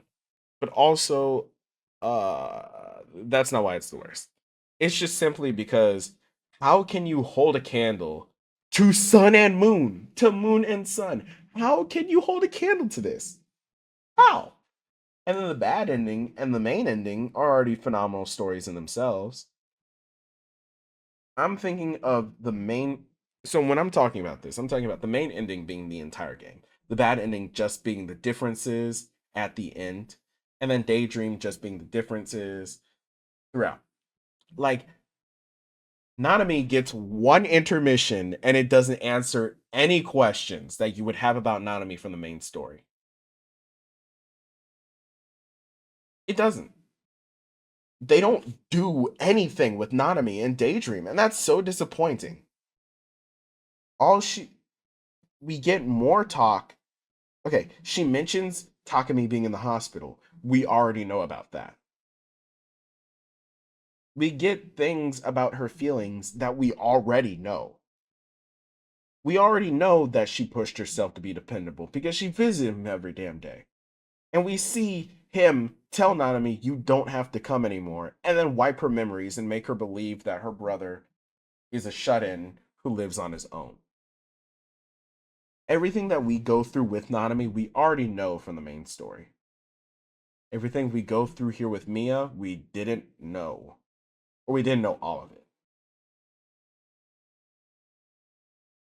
We didn't know how she came to believe that Takumi was the killer.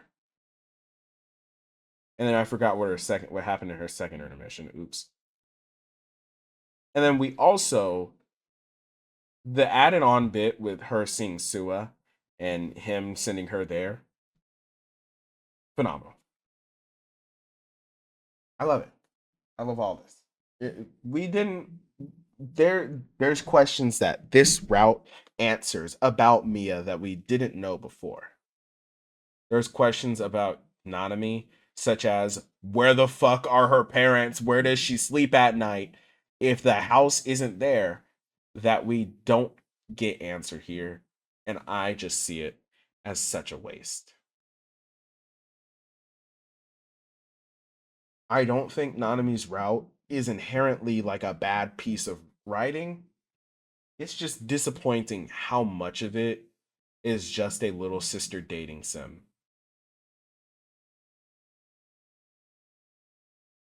I will say that the mystery of how he created a second Nanami is kind of cool to me. Finding out that he created her from the hand, and like that's why the hand smelled bad and why it was throbbing. It was throbbing because A, it was decaying, and B, because he had like an awareness of Nanami not having a hand. Anyways, one last thing. Where the fuck was Senna? Where was Kozue? And where was Rimi? Where was I honestly was in the hospital. Where was Senna, Kozue, and Rimi? Nobody came to my house. Senna and Kozue were supposed to be at my house to fucking look for something about me and find IR2. And Rimi was supposed to come to my house in general. All right, she should have been at my house way before then. She was at that point in the normal route. She would. I mean, I get it. You know, they're not supposed to show up because this is supposed to be my time alone with Rimi. I mean, my time alone with Mia. And the whole reason why Rimi even showed up in the Nanami route is because that was a fake Nanami, and so it was kind of necessary for her to show up at my house to tie up all the loose ends. Especially if Takumi was going to stay. If Takumi was going to stay ignorant, Rimi and the real Nanami had to show up. Anyways, we'll talk about this more after the next ending. The next one that the patch that I downloaded that the community recommends is Ayase. So we're going to be going along with Ayase next time. And I hope that we get as many questions about her answered as we did here. One question that still has not been answered is how the fuck did Takumi do that thing to Sua where he switched their bodies out? But maybe we'll find that with Rimi or Senna, but probably not Kozue.